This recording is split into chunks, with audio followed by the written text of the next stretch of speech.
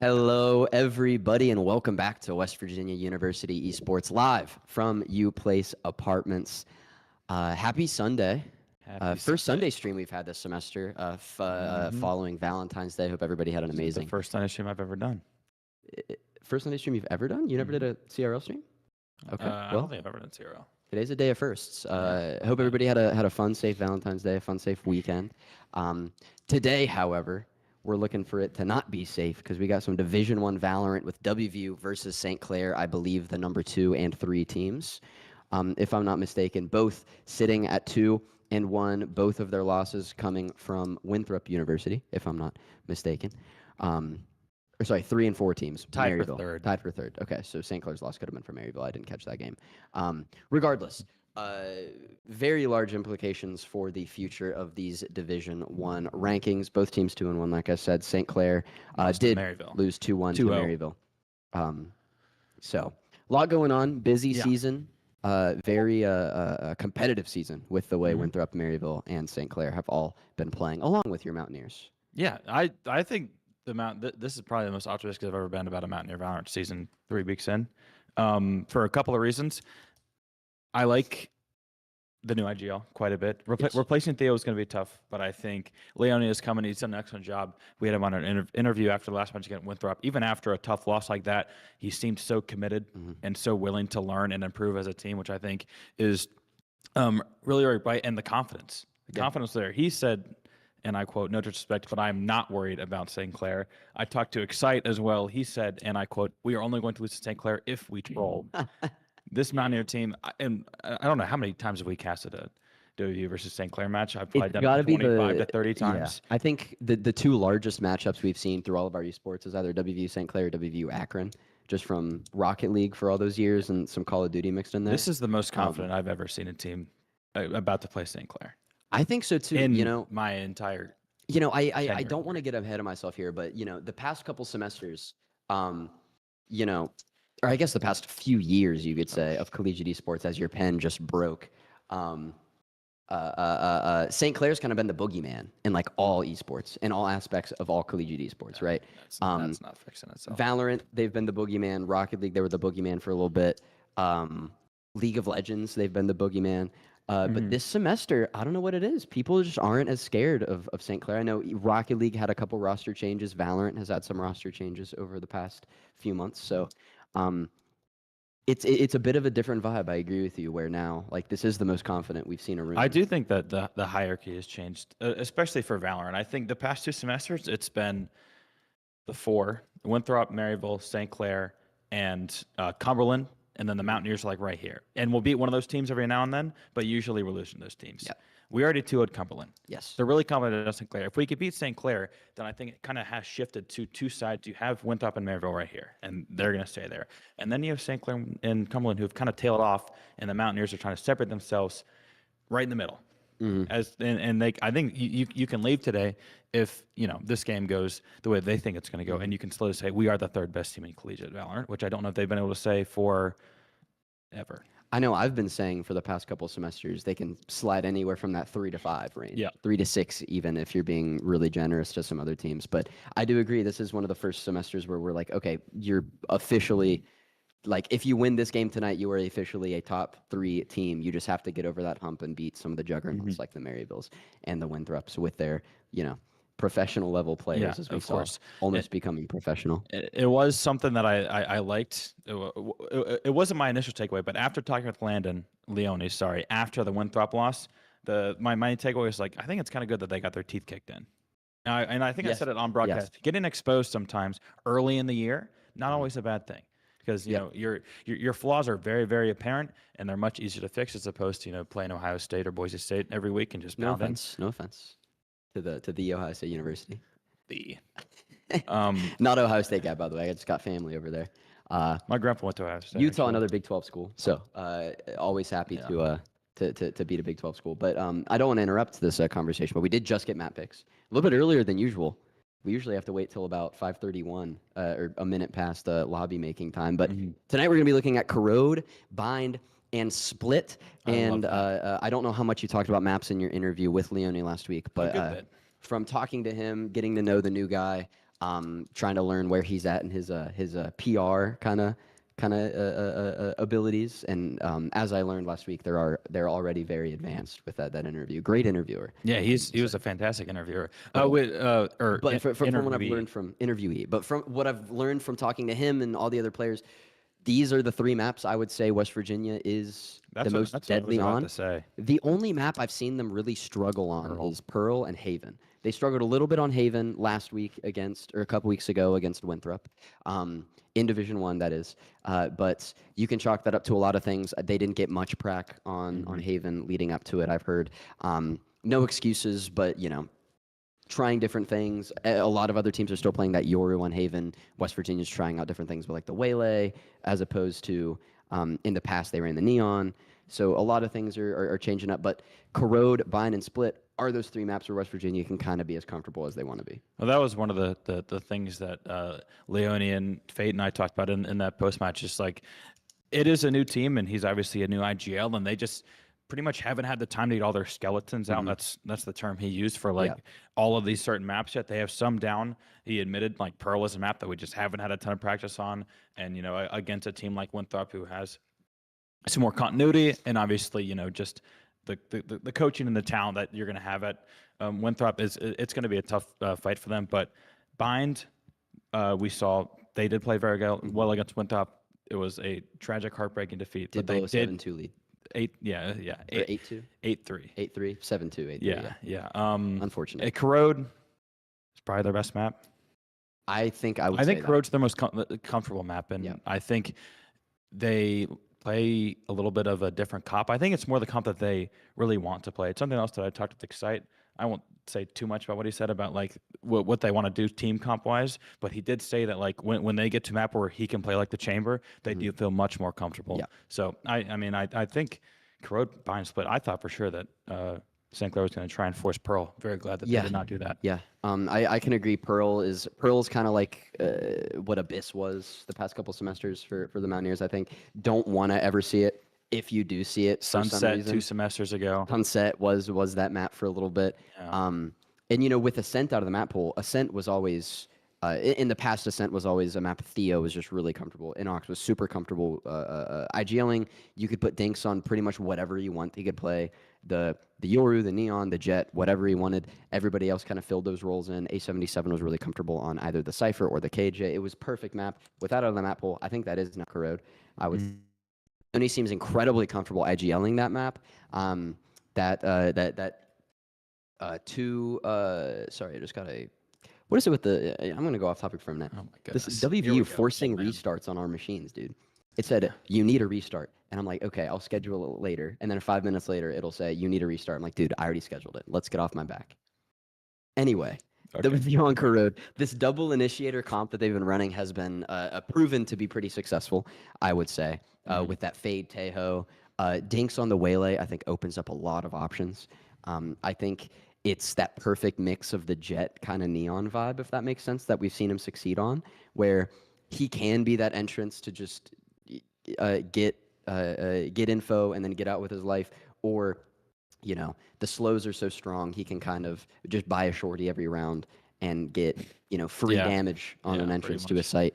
And when you have, like you said, Excite on the chamber, with how mechanically gifted that guy is, it's the perfect storm, I think. A77 on the Teo has been performing very well. I think it lets him kind of breathe a little bit, use his brain, which I think his brain is one of his more powerful assets. A77, after a weird start to the season, missing a map, did not perform well at all against Winthrop in Division 1. Played really well against Winthrop in AC. Was one of the brighter spots on the team. So I think having him back in full form is definitely going to help this Mountaineer team a lot, especially because 2 weeks ago we were like, man, Berg's pretty good. Yeah, Berg looked good. No, I was saying it down there. I was like, yo, I would like A77's obviously our guy. He's our starting flex sentinel player, whatever you want to call him.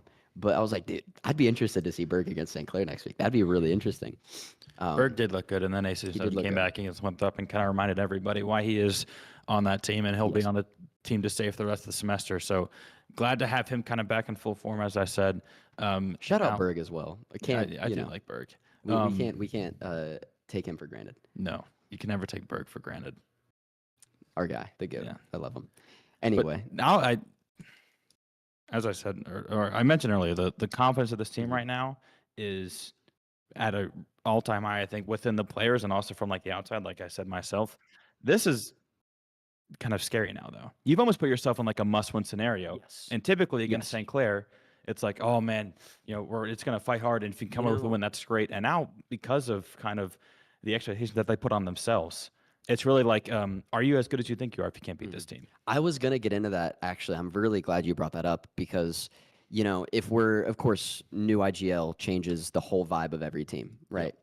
But, I'll say in the past with how WVU Esports Valorant has looked, there's always a hot start, and then they always get tested about early mid-semester, and there's always one game that changes the whole trajectory of the semester. Am I wrong? Where I think last semester it was St. Clair. It was the St. Clair game. We were like 3 or 4-0, got destroyed by St. Clair 2-0, and then every game was close when it didn't have to be. Lost games we should have won. The semester before that, it was Cumberland. Lost the first game of the semester to Cumberland when on paper probably should have won in 2 close maps. Ended up losing in those 2 close maps. Next game, blown up by Winthrop. Next game, blown out by St. Clair. And then it just gets closed. It just goes downhill from there, right? Snowball is the word I was looking for. As we get into this agent select on Corrode, no surprises so far for the side of the Mountaineers. But nonetheless, I will just say I agree with you. I think this is a must-win game for the mental. And St. Clair. What am I looking at? the first veto I've ever casted in my career. This is going to be exciting. I've heard a lot of players say veto is a very much like a, you know, can be the best character in the lobby if you play him right, can also suck if you don't play him right kind of deal. I don't know. I haven't seen him too much at the collegiate/pro level, but should be fun. The double Sentinel on Corrode with Vito Sage is not something I had in my notes on St. Clair, so this is going to be really interesting to see. Haven't seen this comp. This is strange, but yep, no surprises from the Mountaineer side. Very bread and butter. This is what we saw them play. Super like against Cumberland, against Excite's back on his comfort pick of Chamber. It's kind of shot. Man, it used to be Excite is going to play Sova every single map, no matter what. He was in now Sova he really jail. has kind of expanded. We see Teo sometimes. We obviously see Chamber sometimes. He really kind of has expanded. Doesn't play as much like Scan anymore. Yep. He doesn't even really play Sky that much anymore either. He does play the Sky on Bind because I think Leone is still on that. No, Leone was on. Did Leone play Sky? Yeah. Oh, that's right. Excite played someone else. We're not double duelisting on Bind, so it wasn't the Yoru or the Rays. So I can't remember from last week. My brain has been jumbled. We have so many Rocket League, Call of Duty, League of Legends, Valorant games. Hard to keep up with all of them. Nonetheless, I think one thing we do need to look at, this is the first time WVU has faced in Division 1 at least against a team of the caliber of like a Winthrop or a St. Clair or Maryville. The Waylay battle, both teams with a mirrored Waylay. I know last week against Winthrop on this map, they played the Yoru still, and the Yoru kind of threw West Virginia for a loop a little bit. However, Dinks on the Waylay versus Instinct on the Waylay, who ended Instinct, I would say, had a very large part in the ending of WVU season last spring when we played them in NACE playoffs. So will it be a battle of Dinks versus Instinct? We're going to find out. I think that'd be really fun to watch. I think. Well, and you talked about the Yoru play. WVU has had a really tough time in the past few matches, notably against. That hasn't happened in. It hasn't happened in a long time. A long time. Do we have to throw something on the thing again? Here. For those of you that are coming here for, what a shot! Yeah, we're okay. For those of you coming just for the Division 1 match that don't watch WVU sports too much, our light is on a timer. Yeah. And it's kind of fun. It's like a mini game where every 15 minutes it turns off. We have to throw something to hit. I used to have like a bunch of cough drops, but I don't know. I had a deck of playing cards. I would, but it hasn't done. That hasn't happened in like it's just 2 me. semesters. Maybe it's Strange. me. But as I was saying, West Virginia has struggled recently with like the just uber talented duelist who's just going to kind of walk in and kill 3, especially on pistol round. We saw Infiltrator on pistol round. He got like 12 kills in 4 pistol rounds. I don't think he died. That they played. I would be surprised. He kind of just walked around with a ghost and clicked on everyone's head as soon as he saw them. So I do think kind of like, as you said, the Dink and Instinct matchup is going to be pretty, I think, telltale of how this game is going to go. West Virginia for the first round on, I believe, it was Bind. They kind of locked up Infiltrator against Winthrop, but then after that, it was just an avalanche of, because it's obviously hard to kind of keep a player like that from going. I think he went like 4-10 first half. So if they can keep Instinct in check, and if they can really let Dinks kind of play with like this confidence, this ego that really just kind of is a superpower, then I think that the Mountaineers can probably get out early. I would not be surprised if we saw like a 8-4 half again. I think they're going to shoot out of the cannon, similar to how they did against Winthrop, and then it's all just kind of about holding on, maintaining your composure, and then finding a way to bring home the win. It'll probably matter a little bit if you're on attack. No, absolutely. First, but while we have time before this game starts, I also want to touch on the news article that Division 1 did for our player Dinks. I read it. Great, great read, great article. I think the interview answers from Dinks were very, very fun to read. This is actually something that I've wanted to write about for a little bit, just never had the time, had the chance. So talk a lot about his league play too. It's nice to see, showing the love. He has been playing League way longer than Valorant. So him being able to compete at this level in both games and perform as well as he has in both games, wildly impressive. And they're 2 completely different games. No, completely different. They're just both owned by Riot. It's like, true. I don't know. But let's hope that he hasn't been scrimming too much League this week, because we need to see the Dinks, who I go check our TikTok. I wrote a Valentine's Day card for on Friday, so or on Wednesday, which I hope he read it and I hope he liked it. Me? No, Dinks. I hope you read it. I wrote one for Dinks. It said, to my favorite duelist player, you opt away in my heart. I He drew him a also little picture. he shouted out Inox and Churms, and did not shout out Gabe. Is Duke Meister in there? Did he shout out? No, nowhere. Oh. So it looks like he didn't read your card, but that's okay. Well, you know, that's okay. Beggars can't be choosers. You know, can I say it doesn't hurt? No, I'll you know, I'll get over it. Dinks, if you ever watch this, man, please. Never. Anyway, we're about to get in the lobby. I'm here in production.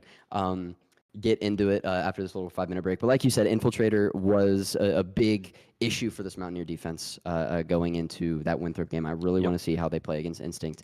Some other players that have been, you know, kind of popping off for St. Clair.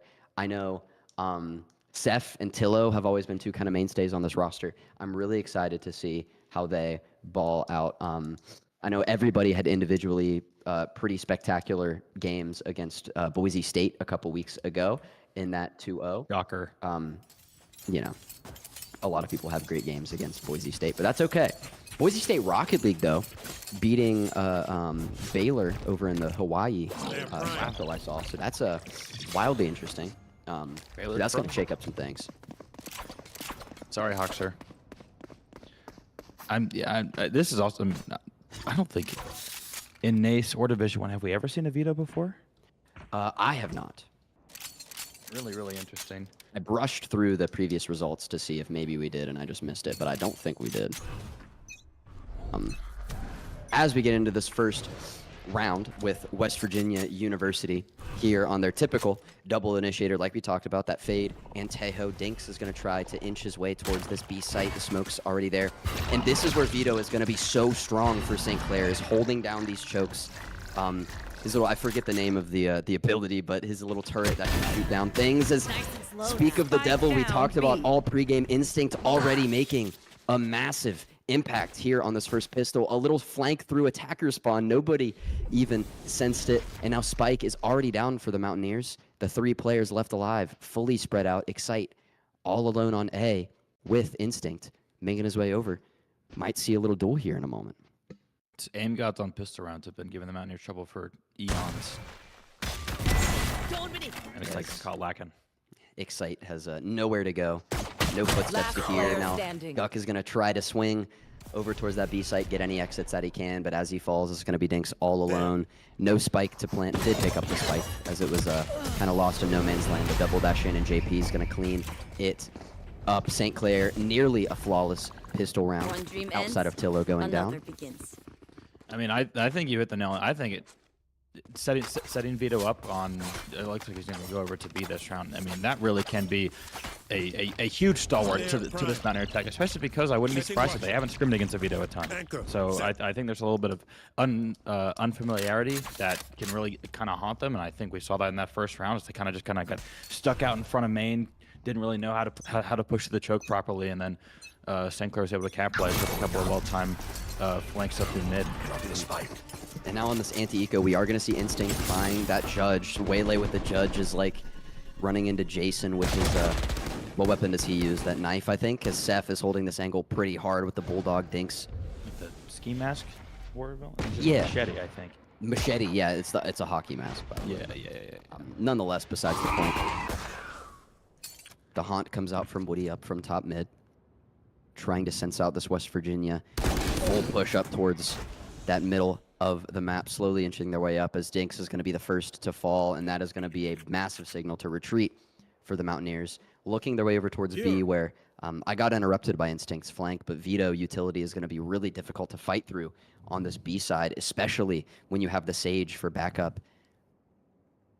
All utility thrown in is just going to be shot out of the air, and the Mountaineers have to choose their battles wisely, trying to get through this main choke on A side.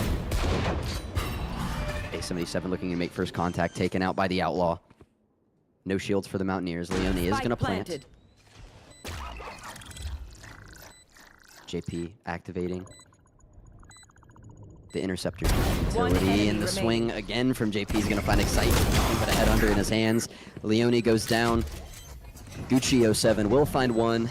Are we calling him that now? Basef ends the map. You know, I'm kind of at a crossroads because objectively it is Gucci 07, but in New York he did kind of embrace the Guck name. So I don't know. We'll see. I'll kind of flip-flop between it, I think. Flip-flop. Nonetheless, St. Clair going up 2-0 again. Another I do think area that West Virginia's been struggling. Not an awful outcome there for the Mountaineers. Obviously, you know, odds of winning those anti-Eco rounds are almost 0. But getting the plant, getting at least 1 kill on you with it, you're gonna get a little bit of money in your pocket, force St. Clair to either spend a little bit, or in Tillo's case, just gonna pick up a sheriff and try and bonus this out this round 3. But now the Mountaineers are in a situation here. I talked about how they wanted to get out the gate fast, and if St. Clair can all of a sudden steal another round here, the Mountaineers could be in really big trouble really early on. Absolutely, and now West Virginia trying to go for a bit of an A hit here. This is something that they tried a lot against their previous 2 opponents in that Winthrop game, as the trip broken from Vito, so is the interceptor, so no more Vito utility to worry about here on this A site. Instinct still with the judge, holding this corner. Will it be checked? Oh, not yet. The timing, oh, goodness. the trigger discipline. Standing right behind Leone and Guck. We didn't quite see it, but Instinct finding 2. Waiting patiently, looking like a bit of a duck hunter. Letting them all fly through as Seth is going to try to take this duel up against Dinks. The Bulldog reigns supreme, and Excite the last to fall. Again, St. Clair only losing 2 players. Now up 3-0, and West Virginia's Eco not going to be feeling too good after that one. To quote Excite again, the only way we lose this game is if we troll. And if you don't check your corners, that's like an E corner to check, no? I mean, transfer ready. Especially, you know they have a judge. You knew they had them from last round. You know that you didn't. Obviously, they're not going to force anything extra on the 3rd round. And now, I need a drop. I mean, Instinct already has 4-0. He's going to drop the judge now and get that Phantom back in his hand. It's going to be pretty much a full-kitted St. Clair team now, as the Mountaineers are going to have to go back to pistols and Buckies. Yeah, West Virginia posturing once again towards A site. This is a really fast hit that they've done in the past. Dinks is going to double dash in with the Bucky, try to play off of the utility from his initiators. Leone is going to find the first with the Sheriff onto JP. So all of the space is free. Dinks not having to use his teleport back. The Omen blind goes through. Paranoia wears off. Now sitting in the smoke are 3 of the 4 remaining Mountaineers. Gokwodo 7 TPing around. They are going to take sight. Leone falls though. So it's going to be a 3v4 post plant. You have a Bucky, a Sheriff, and an Outlaw for the Mountaineers. Tillo on the flank, coming back through main. Guck looking to take this fight. The Outlaw hits both shots faster than Tillo can react. All evened up now for West Virginia. The gun advantage still in favor of St. Clair. The smoke and elbow wears off. A77 doesn't know what's coming from behind him. It's the Odin from Woody finding the first, all up to Dinks. The slow comes through. 1 Bucky shot comes, but it doesn't do enough damage. And Woody with the spam finds Dinks, puts an end to his magical try. And now 4-0 for St. Clair once again. The Mountaineers did some damage to the Eco, so might have a decent chance this round, but ult economy, actual economy, pretty one-sided right now. Yep, I already have that Willie ult online. Instinct. It's already 5-0. I mean, you cannot let this kid start to snowball because he is absolutely devastating. One thing I want to see from the Mountaineers, and I think if we're going to see more on defense, the Odin is still really good, guys. It's still broken. Yeah, it's just because they put some walls up on a couple maps. It's still broken. I mean, and it's only like, what, $200 extra dollars? It's like, yeah, I can't remember. It's a little bit. 3,100, I believe the Odin is. So, I mean, I think St. Clair very wise to kind of commit with this weapon. Woody, use Instinct. Especially from that last round. Instinct using that ultimate very early this round. Bit of an interesting idea as Mountaineers are now all going up towards mid. The wall from Tillo goes down. He is able to find 1 after being instantly traded. So that is, I think, a positive trade for St. Clair. The fade goes down for the Sage. You still do have A77's Tejo utility to work with, but no more fade haunts. No more fade binds. And Instinct just poking and prodding at that B-long area where Excite is all alone. The rest of the cavalry making their way through Link towards this A site where just Vito stands. St. Clair hasn't really moved from that B and mid area. So if West Virginia can get the right timing here, JP's operator could be good as dead, but no, they call another rotate, and they're about to see a 3v2 fight down mid, but St. Clair has the Odin that West Virginia doesn't have, and Dinks is slow, hits the wall, slowing all of them instead. Guck does find one, or almost find one, falls as Dinks cleans it up, so at the end of the day, still a positive trade. Instinct finding Dinks on that double dash, West Virginia avoiding 10 seconds left. catastrophe with that slow down mid. Instinkt's gonna rewind straight into A77's crosshair. I mean, it's either trying to stall time for the plant, I think, but it's either that or fall to Excite's op, which JP will do moments later in West Virginia. An expensive round, but a round one. And taking a bite out of this 4-round lead from St. Clair. They were able to walk away with a $5,000 gun. JP not gonna have enough to reinvest back into another operator. Woody's actually not gonna have enough to get an Odin either. So both are like kind of like the big guns for St. Clair out of the picture for this round with the Mountaineers. Vito's gonna go back over towards that B site. Looks like just playing A with the operator makes a little bit more sense. Absolutely. Excite with the fabled chamber operator. As we see Waylay, Dinks about to do a thing. Finds Seth, instant rewind. West Virginia keeps the 2-player lead. And playing very patiently here, just trying to take these gunfights however they can, trusting their mechanics. The haunt broken. West Virginia acknowledges there's still a player or two down mid, and it looks like they're toying with the idea of fully moving up towards B. As the spike held by Leone, still on that side of mid. I hate that ult from Woody. Yeah, Woody with the Nightfall. Does catch one, but I guess you get the info. Another haunt down mid for the Mountaineers. Still trying to decide where they're going to go with the spike. Woody losing the duel to Leone. Bulldog worse than a Phantom. As now Excite still on this little lurk with that operator, a few headhunter shots to go. Looking to hold mid.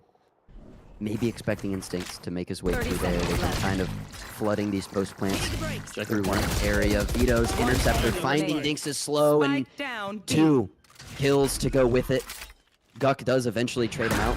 Still remaining the 3-1 player lead for the Mountaineers. Now 3-0 as Excite finding that last one on the rotate, like planned, like it was drawn up in West Virginia, cutting the lead in half 4-2. Looking to get on a bit of a roll. St. Clair, finally, their first round where they got a save. Yep. Hit the banks of St. Clair for sure there. I guess you use that, if you're Water, you're using that Fatal for info, but it just seems like a kind of a waste. It's such a powerful ultimate. Didn't work out in his favor either way, but not in your favor. Capitalize. It's like a retake kind of win button sometimes. It definitely can be. They don't have the Yoru, which is a very common kind of old combination that we'll see fade in Yoru, but still. Yes, Tillo is going to do another early Sage wall and an early slow as the wall is broken, looking to get the same kind of value they got a few rounds ago. West Virginia not fooled. The Guardian will spam through the smoke as Tillo's forced to back up into sight. Instinct gonna take an early fight up here through mid, looking to get first contact, nearly finds the head of Leone. Don't miss me too much. A couple pixels away, and this is a totally different story, but the Mountaineers up a player. Dinks double dashing in. The slow does land on a Seth. Is the TP going to come in time? It will, but straight into the operator of Excite. The corner once again not cleared. Dinks is traded, but Excite once again stands strong, and the Mountaineers up 4-1 here in round 7. JP all alone in a 1v4 retake, and Vito, not exactly the character you want to do this with. How many corners? It's Counter-Strike map, man. I guess you're right about that, but Mountaineers, I think they've probably had like St. Clair's had 8 free kills so far in this. In these first 7 rounds, just from Mountaineers failing to clear the corners necessary, and now St. Clair back with the big guns in hand. Odin op, Wadi and Instinct. Instinct now with the op instead of, I believe, saw JP with that over on A. JP will go back to B. It's going to be Instinct now at A with the operator trying to find this 2. We might see an op duel early on here from Excite. He's been on fire so far in the last few rounds.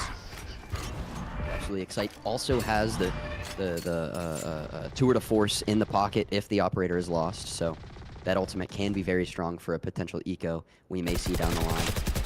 Vito popping that evolution ultimate very early over on the B site as Instinct finds Gup with an early walkout. The operator finding so much value already. Instinct is left at low HP, so the Mountaineers are going to try to flood onto the site and hit as fast as they can.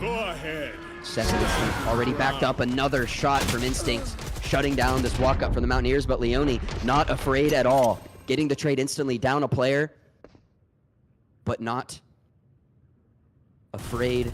Woody now with the Odin taken down by Excite. Oh, the shorty jump into smoke, but the Phantom Spray still gives St. Clair the one-player lead and the res from Sage. These scenarios, Sage can be so strong, especially when you're playing for your economical life, you could shot say. there from Seth. That is a round saved shot, and now West Virginia losing that round. The lead built back up to 2 rounds from St. Clair. If that flick is a half-second late, Excite is right next to you with a shorty. The Omen will fall, and the Mountaineers can probably ride that man advantage and then tying up this game 4-all now. Excite sticking with the classic, gonna pop his ult here, I'd imagine. Actually, he already has popped his ult, so still another op in hand. He's been very effective with it so far, but so is Instinct. 8 and 4 on the half so far. Op still in hand. Heading back towards mid now. They're doing a good job of moving this op around, keeping the Mountaineers on their toes. Absolutely, and something else that we've kind of seen the past 2 couple ops. sisters. Yeah, 2 operators. This is actually something we saw Winthrop play into West Virginia. Yep. And it worked exceedingly well. So can the Mountaineers play into 2 ops tonight? We are about to find out. Leone and A77 making their way up towards A as the op on B from JP finds Excite's lurk. Here comes the ultimate from Dinks. Catching one. A77 goes down first, though. Man. Now the double dash in. Seth's TP ends just in time to catch Dinks, but not fast enough to survive the double swing from Leone. West Virginia still down a player. Instinct's operator making it 2 players they're down by. And it's all up to Gup once again. And oh my goodness, what a shot from Instinct to end that round 9. What a flick of the wrist. Had to Nothing make sure he to was dead after as well. Now, still have enough money in the bank after that save from Excite to get another op in hand. The rest of the Mountaineers, however, there's going to be a timeout. I'm interested to see what they come out here utility-wise out of this timeout. Because it's going to be a bit of an awkward buy. 3 rounds left in the half. It's been a game of runs so far, but now it seems like when St. Clair has the guns in hand, it's really tough to stop them. They're now kind of outnumbering their rifles with, you know, the ops and the Odin, which you never see. But West Virginia hasn't really kind of found out how to deal with that. Is, you know, you have an op A main, you have an op B main, and you kind of have an Odin lurking around. You know, you're not safe behind walls, you're not safe slow swinging. What are you supposed to do from the Mountaineers? And it looks like they were able to adapt a little bit because I think they were thrown off a little bit by the veto at the start, but now St. Clair with an adaptation of their own, and they've kind of ridden this out to 2 more round wins in a row. Instinct 10 and 4 on the backs of him so much. And that's something we touched on briefly pregame, but this Instinct versus Dinks, this is the first Waylay mirror that we've seen the Mountaineers play into against a team of this caliber. And, you know, in the past couple semesters, we've seen when Dinks doesn't get activated as soon as possible, some of these rounds start to kind of slip away from you. And Dinks sitting at 4 and 9 here in round 10. You know, the clock is kind of ticking for when he becomes activated and making a huge difference. They are going to give Dinks a Guardian this round. Excite still sticking with that operator. Back to single operator for St. Clair. JP with the lone sniper rifle. Waddy still holding on to that Odin. The Sage wall down mid is going to go up as West Virginia posturing for a mid hit. So slowing them down here, but Leone is no stranger to patient calling. So we'll see how they try to play around this. Looking to still trying to force the way up. Part of the Sage wall will break. Now it's just going to be Dinks looking to make first contact. Waddy holding strong with the Odin up at top mid. St. Clair looking to catch a flank here out of A main.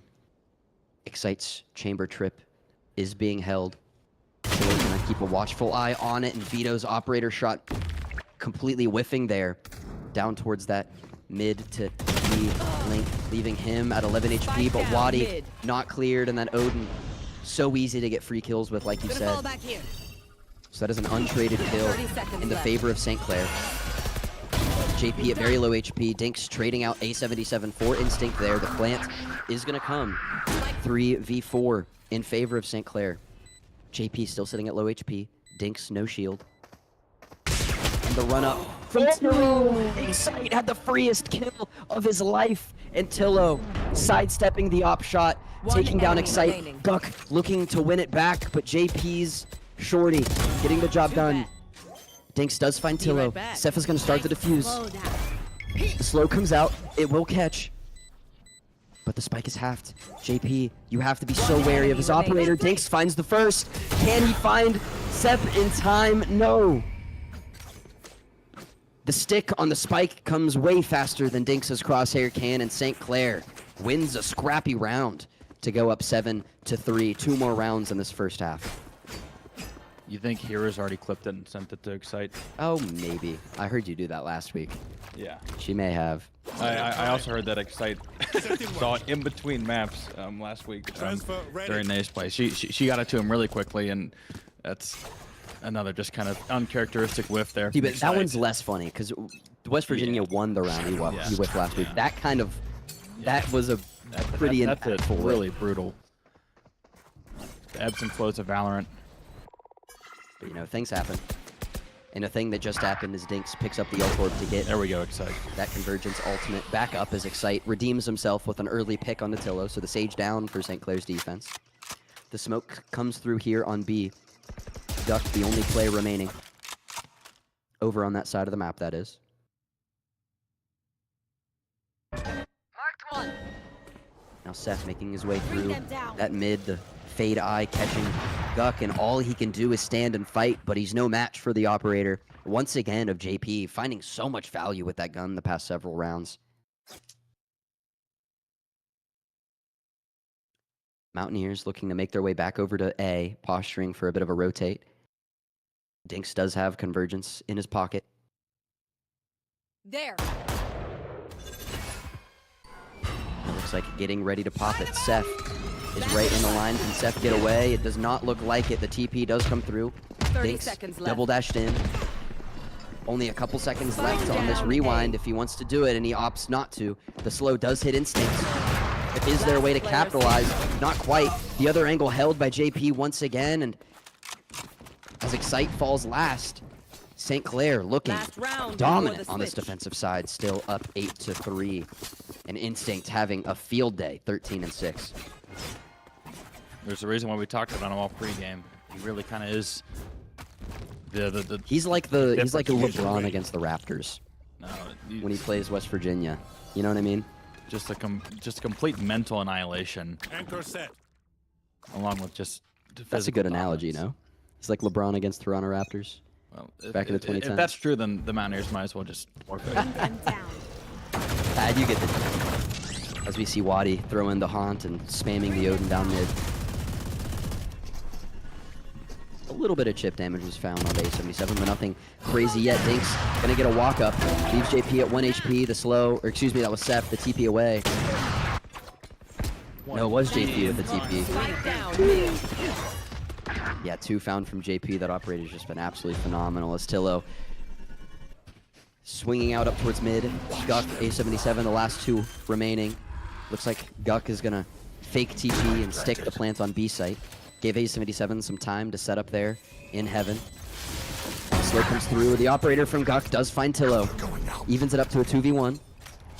One enemy Drops it for a remaining. Phantom. A77 from window finds another. Now it's just a 2v1 against Instinct. Instinct been on a tear, but A77 shuts it down. A77 leading the Mountaineers there. Switching Excuse me. sides. What a scrappy For round 1, another Mountaineers. scrappy win, and West Virginia closes the half 8-4. Getting the round to the end of the half is absolutely massive for the Mountaineers. Now we're gonna heading back to Pistol Run. I think we might have had some false hope after that week 1 Nace matchup against Cumberland, where the Mountaineers looked so good on pistol, because it has not looked anything close to that so far. And now, I mean, 8-4 half.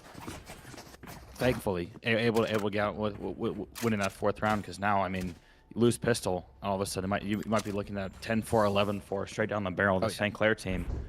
I mean, you have to 8-4 find half. a way to minimize instinct on this pistol round. You just cannot let him walk around with that ghost, with those one-tap potential. I mean, 8-4 half into arguably the most defensive comp you can have on Corrode with the double Sentinel, Sage, Vito. So, you know, not all is lost for the Mountaineers here in this pistol round. Dinks trying to take an early fight, going to be slowed. The double dash, going to be used to go back. But still leaves Guck wide open for Instinct's first kill of the second half. And once again, it's going to be a headshot with that ghost. West Virginia fully giving up sight as it was just Dinks and Guck there to defend it. Excite will find Tillo there on the other side of the map on this little flank down towards mid. Tillo caught out on the lurk, but Instinct, Last player if he standing. sees your head hit box, you will fall. As Wadi is going to take that last one onto Dinks, and it's going to be Excite all alone. One head hunter shot against 4 St. Clair players, all stacked up onto the spike. Wadi finds the last one, 9-4 St. Clair. Just really smart from St. Clair. I think they knew coming in that this was a map that the Mountaineers wanted to play, a map that they should be comfortable on. And I think I say this a lot when you're playing a team in a place where they feel really comfortable. You want to make the game weird. You want to make it different. You don't just want to kind of like play straight up against a team that you know if you play straight up, you're probably gonna lose against that team. So, I mean, the Sage walls, especially on the defense, were just so strong. I think the Vito pick was really smart here. I think St. Clair's just kind of, at this point, do whatever they want. Instinct is just walk on the lobby and one-tapping people. The Sage wall play, you see it in ranked, you see it in Swift play, you see it in collegiate Division 1 Valorant. As Instinct finds the second there with the Guardian onto A77. Now just a full rush towards A-site. Seth getting in on the action a little bit. Wadi taking a piece of the pie as well. And once again, it's going to be Excite all alone. What can you do? Does find Instincts, but not going to be enough. 10-4, St. Clair. I mean, West Virginia just looks absolutely gobsmacked right now against St. Clair. Everything they try to do is shut down. Everything that they want to do is being countered almost immediately, whether it's a Sage wall play up mid to catch the lurk down with a Guardian, whether it's a fast hit towards B, catching Guck out before he can get the smoke and the paranoia. You know, whether it's Excite losing his 1v1, it's just nothing's going right. Nothing is going right. This is what I said in pregame. Are you as good as you think you are? You came in confident, you got hit in the mouth. What is the adjustment now that you can make as the Mountaineers is you can try and salvage something on this map, but then obviously Binance Split coming up, you have to find something new to stifle the St. Clair team. Something new to stifle Instinct, who's just rocking with the Sheriff for this round. Yeah, and once again, it's going to be Dinks and Guck solo holding a site, or duo holding a site, you could say, but it is a site this time. Excite still holding that tough angle out here in B main. The TP back in elbow. And Dinks and Guck looking to check for a lurk and does find JP.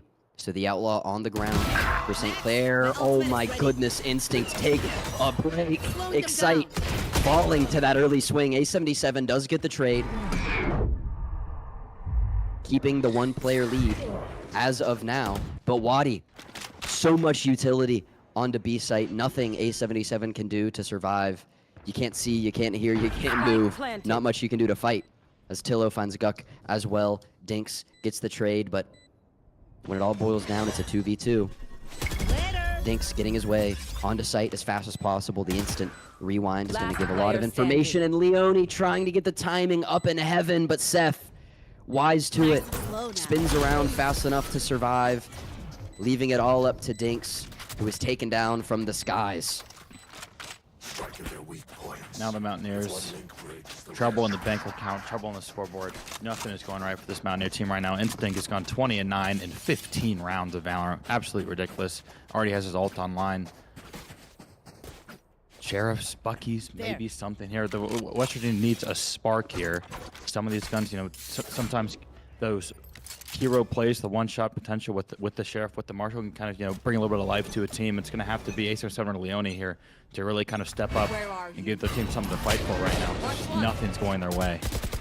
And that first Outlaw shot from JP is going to catch Leone with a wall bang. So already a bit low on health as Wadi catches out A77 all the way up through top mid. Instinct getting in on the action with the kill onto Leone, and you know, with 1 round until match point, West Virginia probably hoped to get the most needed Thrifty I think you could imagine.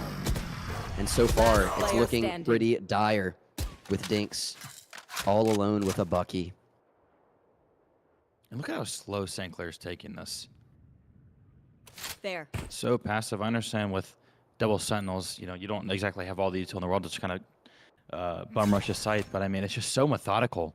They are so fine with just, you know, taking the slow and taking their aim duels, and then all of a sudden, you know, they're so good at playing with that man advantage. It's just so tough for the Mountaineers, especially, you know, even that just an initial outlaw shot.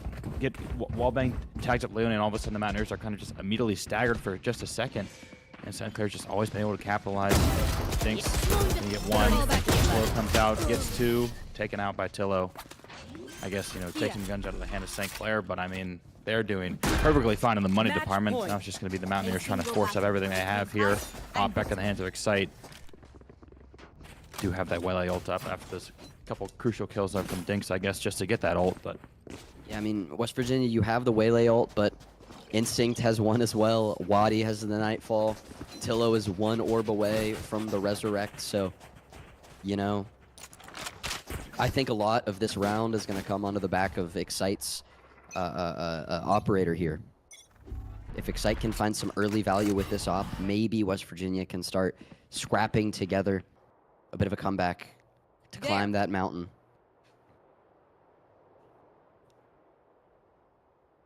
But now this first few seconds of this round, St. Clair once again taking it slow.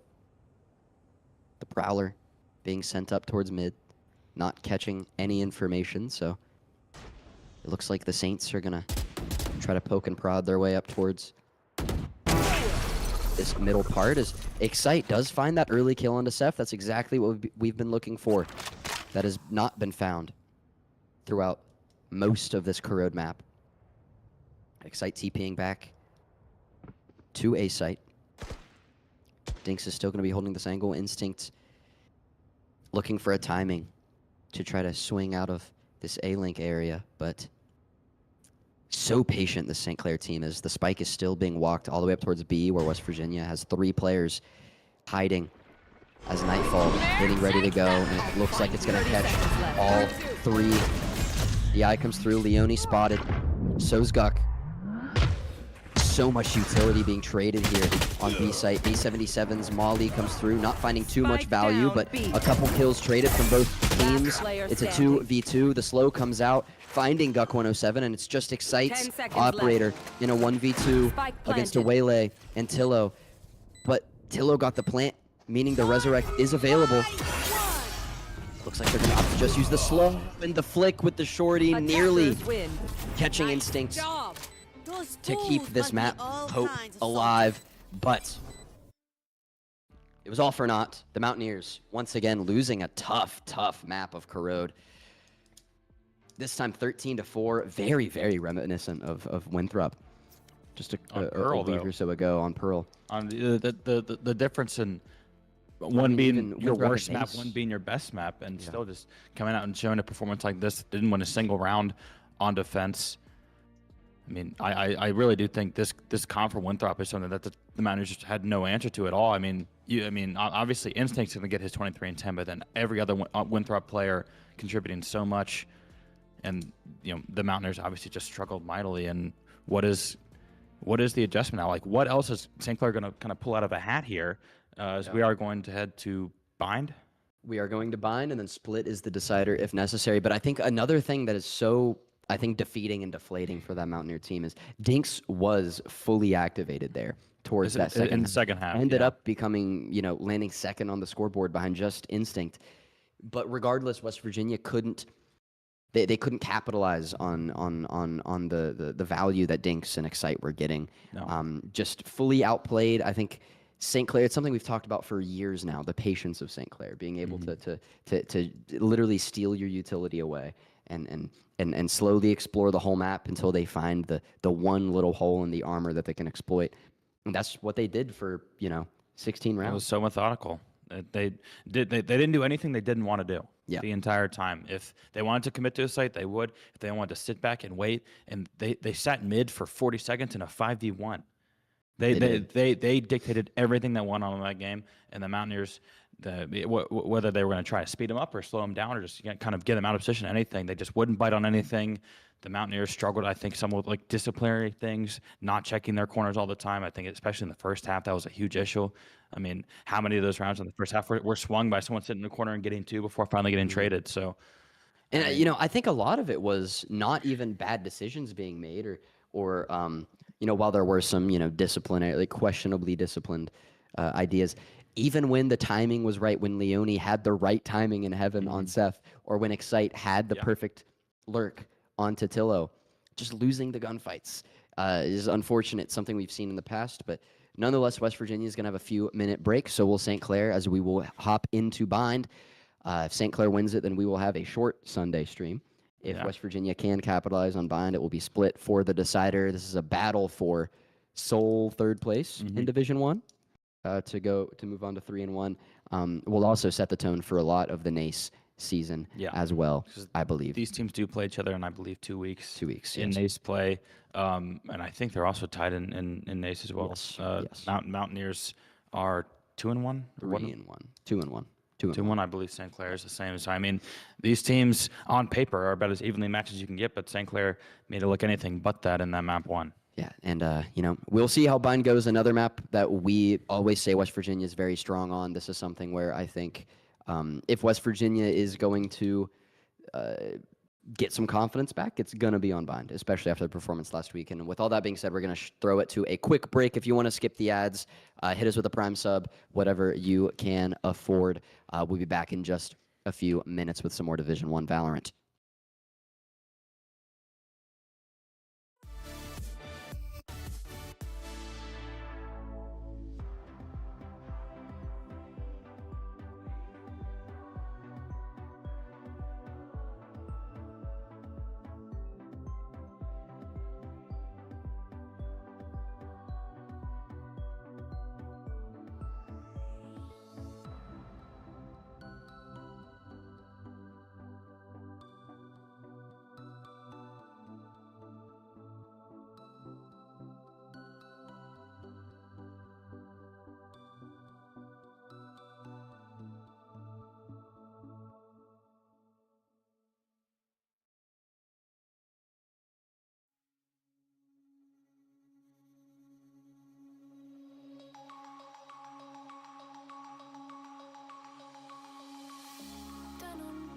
Broken dreams in my pocket, golden thing round my neck like a locket.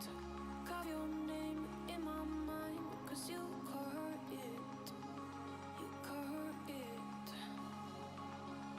You're golden, golden, honestly you know it. Me under the street like at the young so I could show you. You're golden, golden, honestly you're glowing.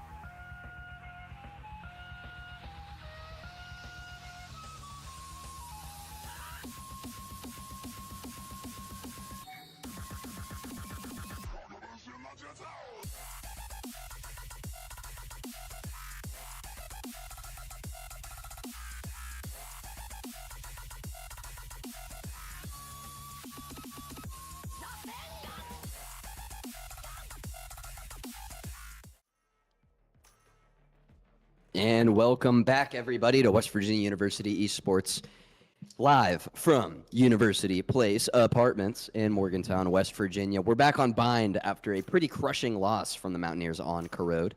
Bind, another map where, you know, we said right before the break, if West Virginia is going to get any of their confidence back, it's got to be on Bind. And back to the basics with this comp. St. Clair surprising us once again, the deadlock coming out a little bit out of the typical meta you'll see on Bind. I know a lot of the pros in EU. I know earlier today, Team Liquid and Fnatic both ran double duelist on this map. But, you know, not going to see that too much in collegiate. The deadlock, as opposed to the double initiator, is a bit interesting, but, you know, the Mountaineers obviously have to find something to start clicking. Instinct on Yoru is terrifying. We saw what Instinct was able to do.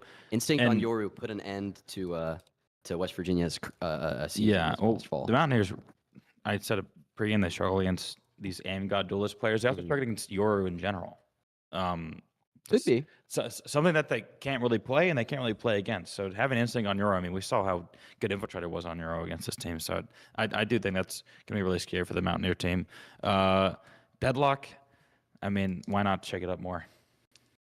I mean, it worked swimmingly for them on Corrode. I think you're just kind of counteracting what you think West Virginia's preparation was going to be. And I think in map 1 there, right? And map 2, I mean, did WVU see a deadlock coming? Probably not. So I think maybe it's going to be another case of putting a lot of pressure on a freshman IGL. Sorry. Yeah, I'm sure. I'm sure. I think this deadlock is something that St. Clair plays a decent amount on this map, but you know, it's not typical in collegiate right now. I would say, not really typical in the pro scene. I would also imagine from what I've watched in BCT. So, I doubt West Virginia has scrimmed a lot of deadlock on Bind.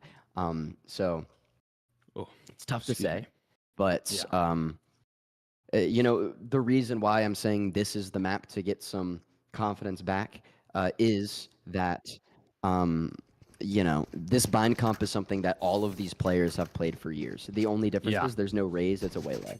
But the, you know, of course, Teo is relatively new, but Sky, Teo, Viper, Brimstone is like Bind in a nutshell. So, and they're all comfort characters for these players. And Dink's obviously comfortable on any duelist where he can move faster than the opponent. So comfort characters for West Virginia. I'll say St. Clair, though, looking absolutely rock solid on Corrode. So West Virginia has to mix things up, do some weird, goofy things, I think, to come out on top here. And we're going to see Instinct, who would have thunk it, try to take this early contact and somehow survives the double stack from Excite and Guck. That's just a big missed opportunity for the Mountaineers. Yeah, Dink's double dashing in straight into Lamps with just a shorty in hand. Opting not to rewind. The smokes come down from Guck, splitting the site in half. The spike is going to go down as well. St. Clair already has a player on flank. It's going to be JP with a ghost. Finding Guck first. Excite forced to back up. And West Virginia kind of pigeonholed here in Lamps. Really can't see what's going on behind them or through showers. So this is going to be really tough to fight out of. Excite, the only player outside, finding Woody before getting traded out. Dinks with the shorty, getting some damage. A77 cleaning it up. Now a 2v1 for the Mountaineers, battling their way out of Lamps. But now it's a 1v1, both players at low HP. A77 has a little bit more, and one blitz. West Virginia wins the fateful pistol round after a pretty chaotic gunfight, I would say. That's kind of the nature. If you ever wonder why you always run double smokes on Bind, it's because you can walk out on an A and you're going to have a Viper roll up and you're going to have 6 Brimstone smokes on the field and you're going to have another Viper orb going out, and it's just going to be every line of sight from every single angle is cut off, and you kind of just get that free plant, which the Mountaineers are able to do, especially on pistol round where, you know, you're not going to have a ton of defensive utility. So I think well played there by the Mountaineers. Good job able to kind of confirming that. I do think, you know, only having one bullet in the chamber there, a little bit unfortunate for St. Clair, but the Mountaineers need every break they can get right now, and winning the pistol round this early is really huge.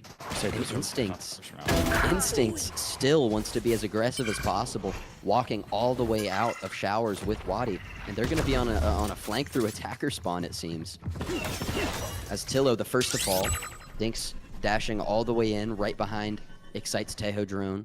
Seth hiding in this brimstone smoke, looking for the timing. Maybe West Virginia tries to take the space back into elbow, but so far, no dice. The smoke clears. Now, the two players, Instinct and Wadi, who walked out of showers, now all the way back here to CT.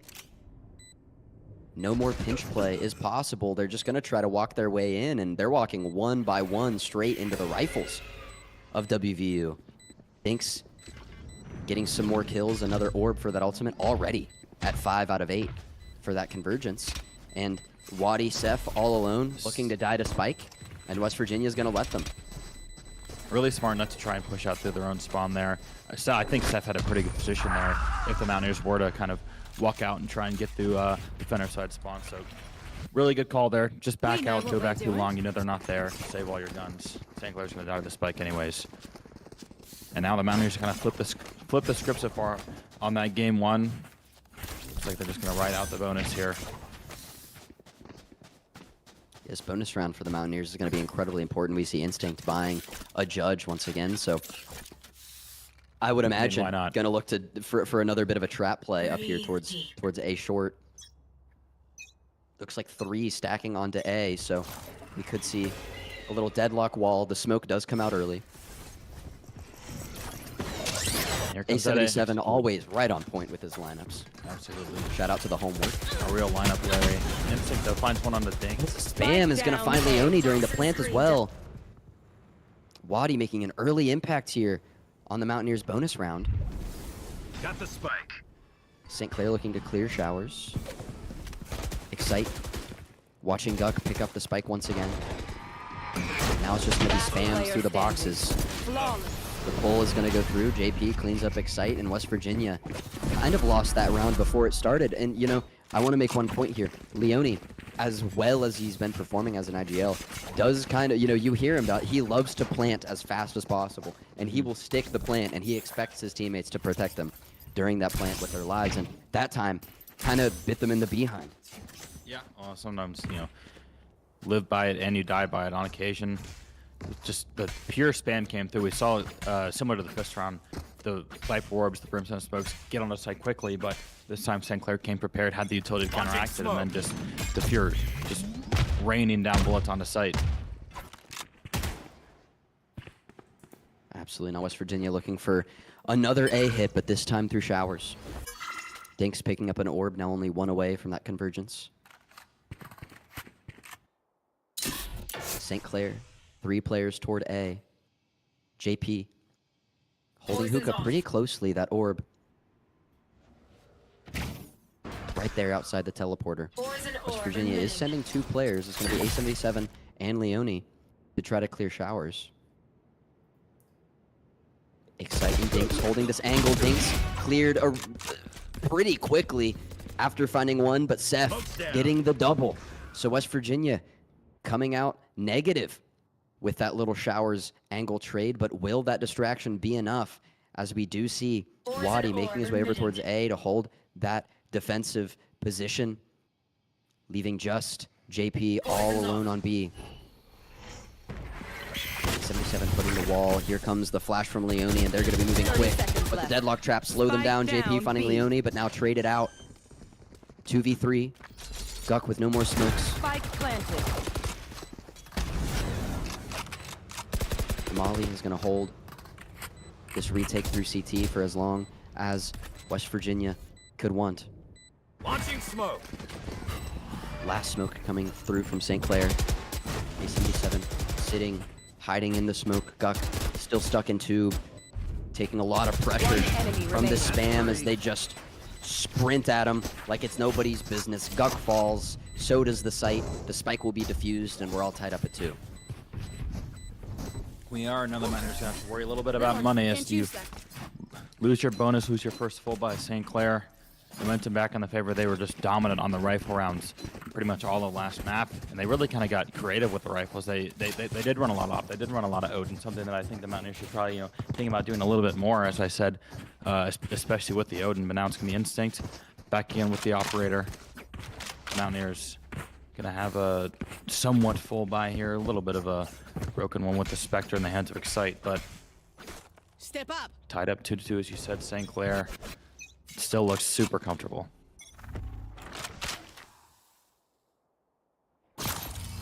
Absolutely not going into this round 5. The drone from Excite going all the way through Hookah, getting some info. The double back with Leone's flash right behind. Guck finding the opener onto JP. Dinks already in the tube. Convergence is ready to activate, but Instinct's operator catching Excite walled in from the TP. So Instinct kind of stuck for a little bit after Wadi put up that wall. Out comes the Molly to flush out Seth after finding a quick, easy kill. Where West Virginia is just kind of poking their heads out a little bit. The Molly comes through from A77, looking to swing this, maybe take the fight. No, it's gonna back off. Does avoid getting tethered as Wadi finds Leone. Another fight, A77 One enemy catching the remaining. walkout and the spam through the smoke, getting a third. I was about to speak on how West Virginia was letting the round slip through their fingers, but A77, when it's the bleakest, you can count on them.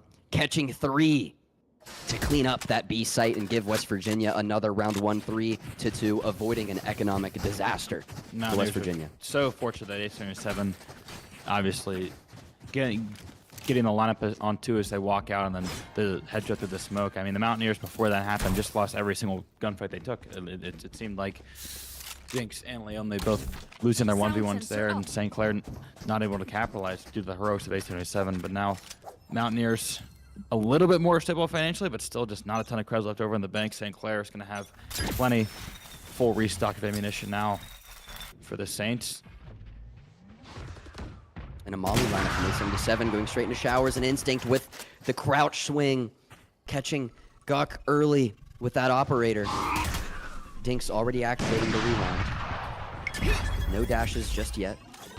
Still holding on to the slow and convergence as well. Instinct sitting safe and sound in Hookah.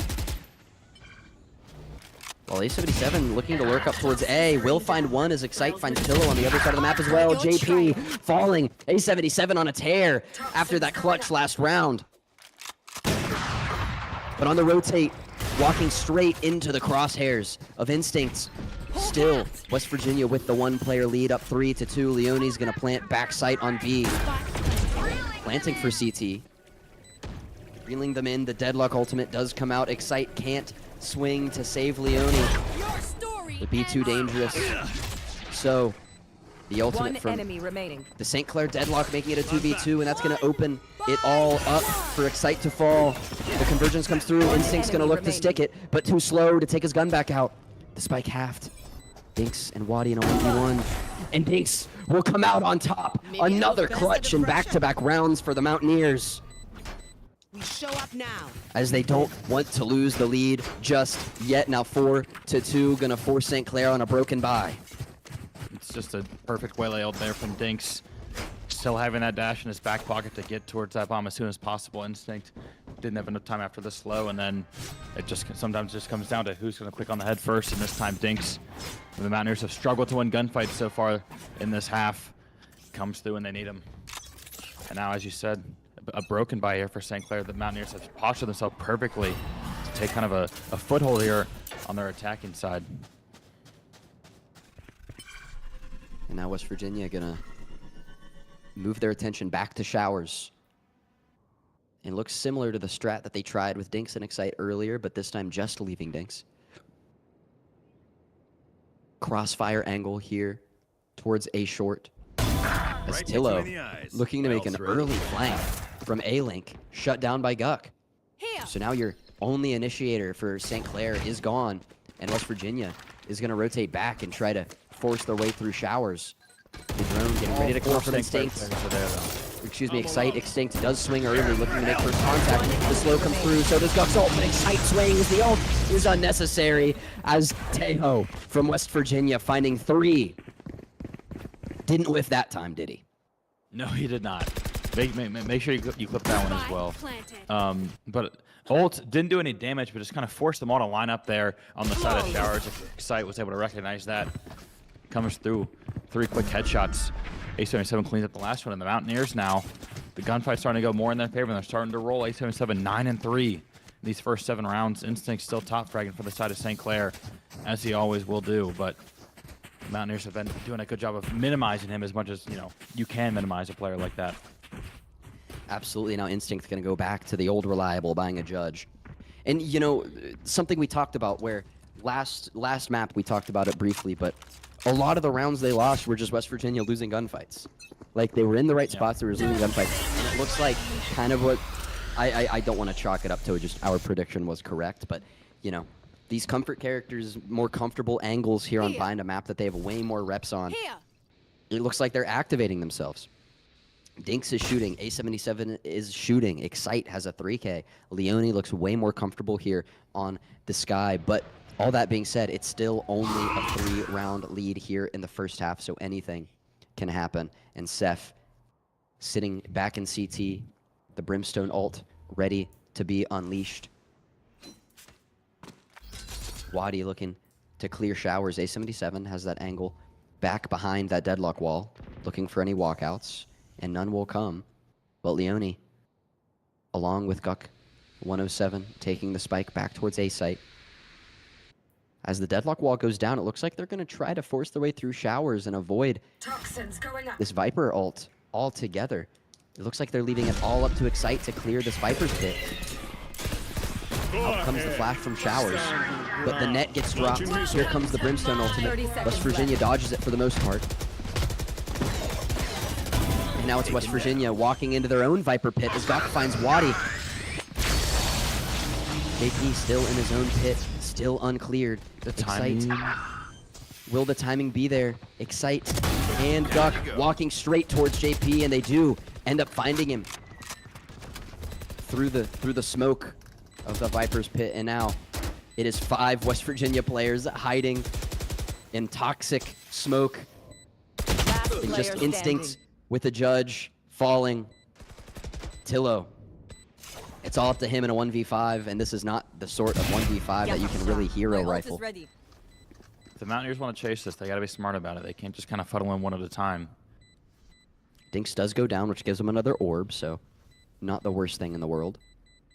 Now Leone and Excite looking to double swing this, but they're going to walk straight into the crosshair.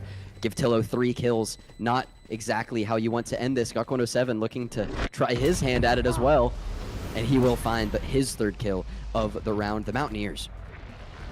What a trap play there. I mean, I don't know if you can call it a trap play, but what a play there on A site. Seeing the Viper's pit, leaving Excite all alone to clear it, throwing their own Viper's pit through Showers. I don't know, just kind of a technical masterpiece from the Mountaineers. An excellent round win. I'm going to nitpick.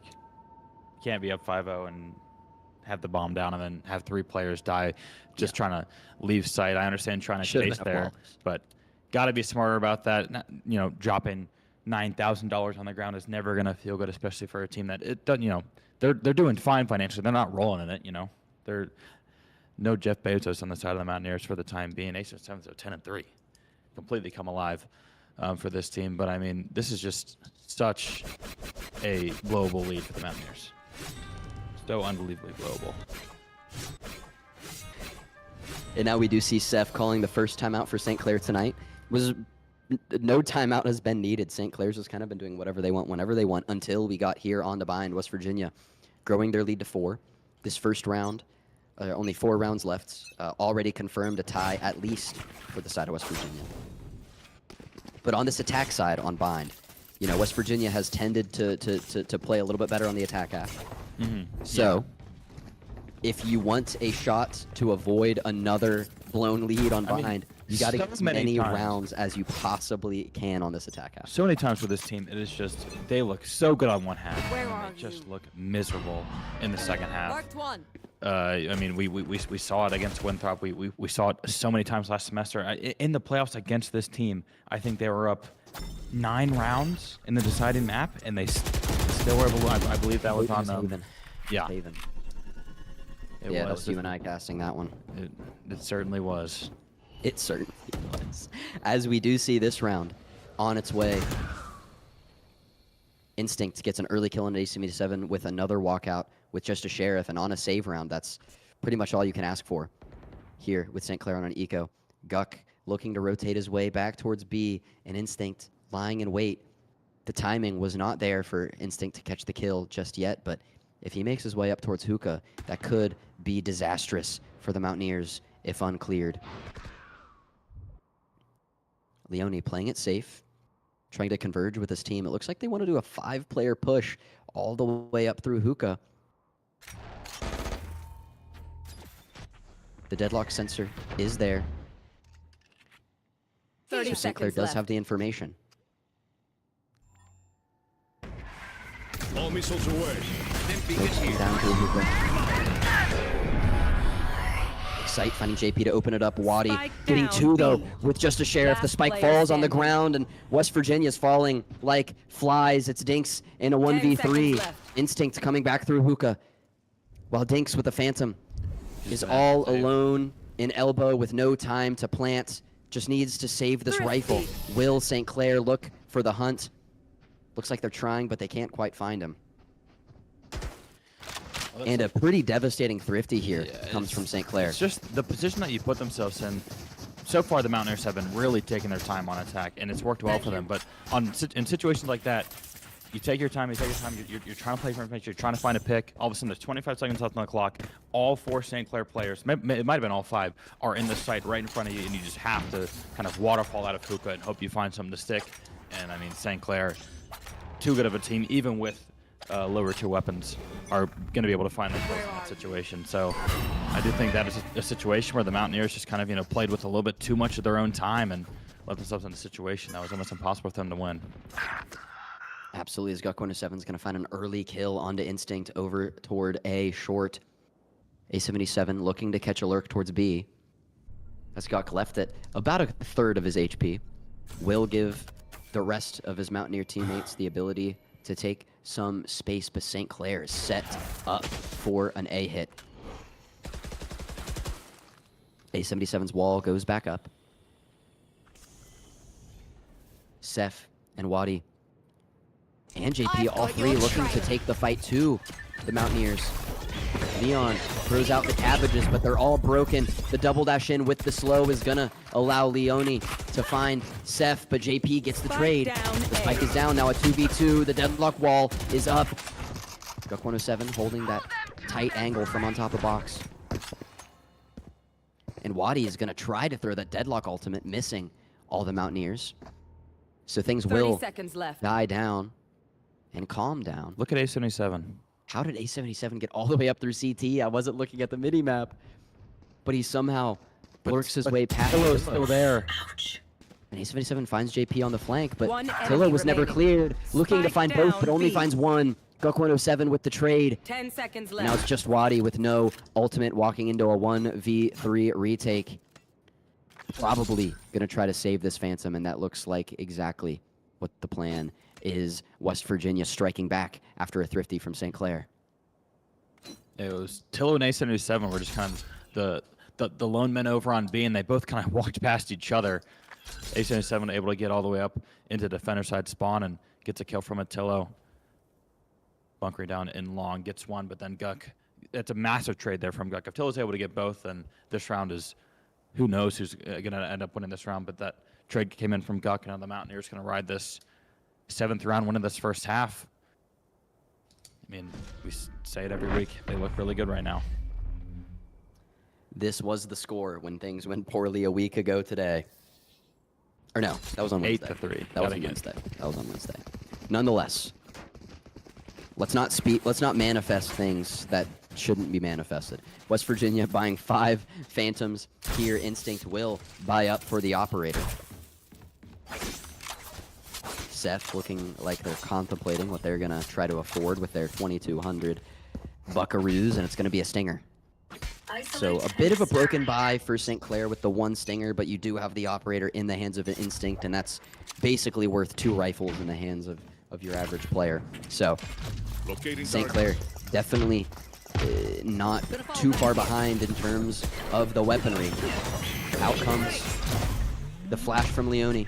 Tillo barely sidesteps Dinks and gets through the smoke, but right into the Phantom of Excite.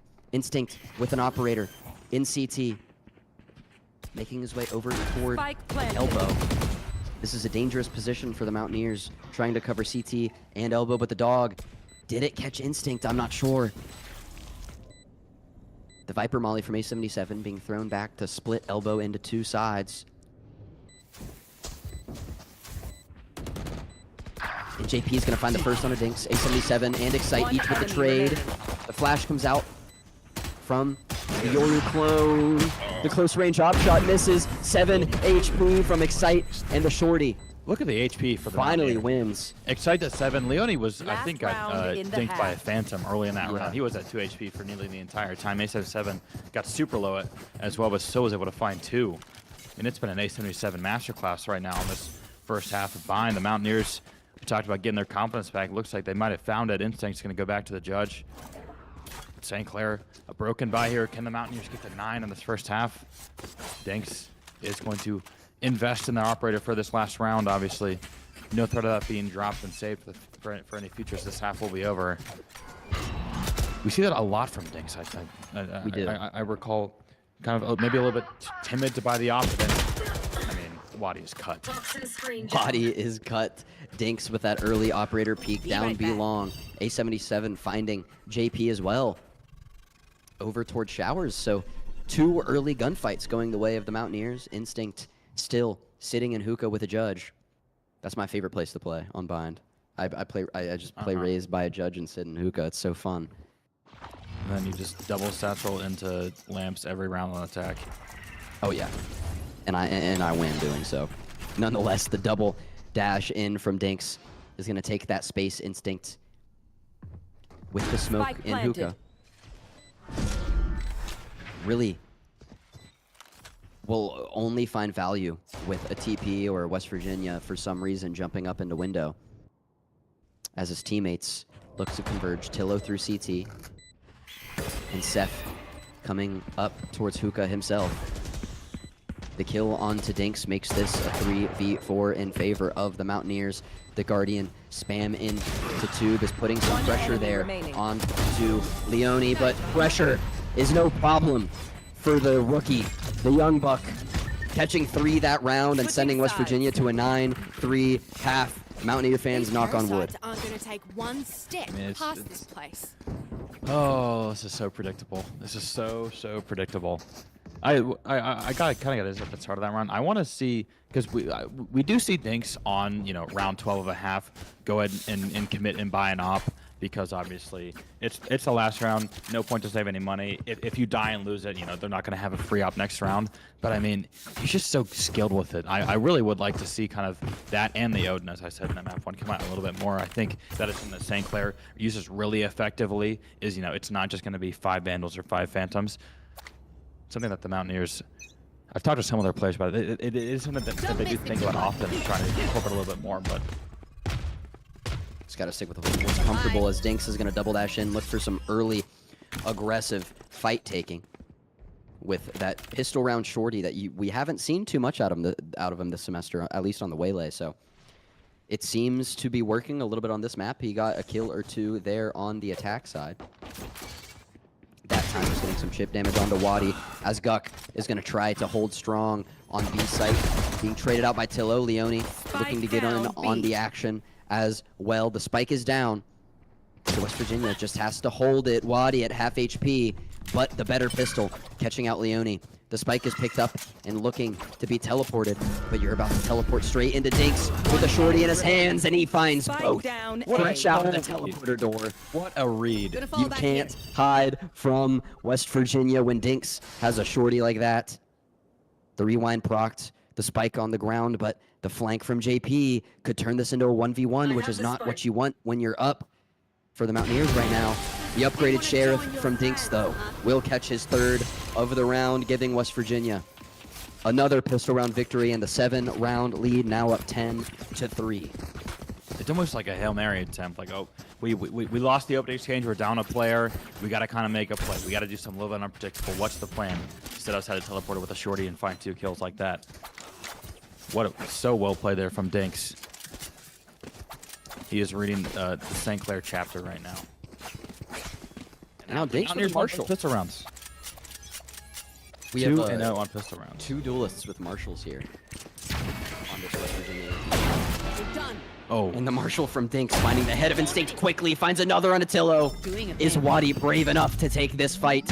he's Dinks looking for it, and Dinks finds 3. Spike down The A. Marshal Demon coming back alive here on this defensive side of enemy Bind remaining. as JP walking into the danger. That is Gux, Spectre, Seth, the last alive, and the Mountaineers are looking like they're grooving. Trust the climb. wasn't that a Neil Brown thing? Who am I It's just a kidding? WVU My knees football are gonna thing. kill after this. I thought it was sick. What do you think? I don't have a bunch of fond memories about that time. To be perfectly think honest, Marshall. it's 11-3, so it's time for St. Clair to win 7 of the next 8 rounds and make it a 12-10 game. Unfortunately, we've seen this chapter too many a times. That's not a phrase, but West Virginia now 2 rounds away from securing the deciding map, heading over to split, but still 2 rounds that they're going to have to win. A77 and Dinks have been lighting it up so far. Still going to stick with the Marshal. Like you said, the Mountaineers here on the bonus round. Dinks 2 orbs away from that ultimate. The Marshal still in hand. This time playing a bit close to this B main area. Leone with the Spectre, looking to take this fight. Instinct swinging with the Guardian. Not really catching too much damage on Leone. Breaking the shield though. The flash comes out. The no scopes coming through. Dinks finding the first. Now Instinct stuck in this cubby, forced to take this fight against the scoped weapon, but the Guardian leaves Dinks at 3 HP. We have 2 duelists that are literally one shot. A sneeze would drop either of them, and JP gonna get caught out from the timing from Duck, and he does get caught by that timing, and now the Mountaineers over on B site in a massive brawl as the ult from Dinks comes out, but Tillo still walks in with the Vandal, finding 2, leaving this an even 2v2. The 30 HP of seconds St. left. Clair in a bit of a worse spot with Tillo at just below half. The spams are coming through in the window. Tillo and Wadi battling for every inch of space here on B site. The spike looking to be Molly. planted. Here comes the Molly. Here. So much damage onto Tillo. Spike planted. Plant goes through with 10 seconds remaining. A stinger for A77 and a phantom for Guck. Fighting into 2 Vandals from St. Clair. They are going to trade weapons. Guck at lower HP looking to bait himself with the Last player stinger, and standing. he's going to get caught out before he can fire it. Oh, the spam from A77 narrowly missing the low HP Tillo, who's playing this so perfectly. The net comes through, and Tillo's going to swing. 4 kills from Tillo are going to give St. Clair a round that looked all but lost. Or all but won. All but 1 for the Mountaineers, but Tillo getting the 4-piece, saving his team a chance to kind of make a comeback here on Bind. The Mountaineers losing that bonus round, trying to come back with the Vandals, looking to get back in. And Tillo, a really fast fatal from him, obviously after that 4-piece in that last round. So now St. Clair, I mean, we knew it wasn't going to be easy, even with a 9-3 half and a pistol round victory. The Mountaineers still a lot of fighting to do. Absolutely. Here.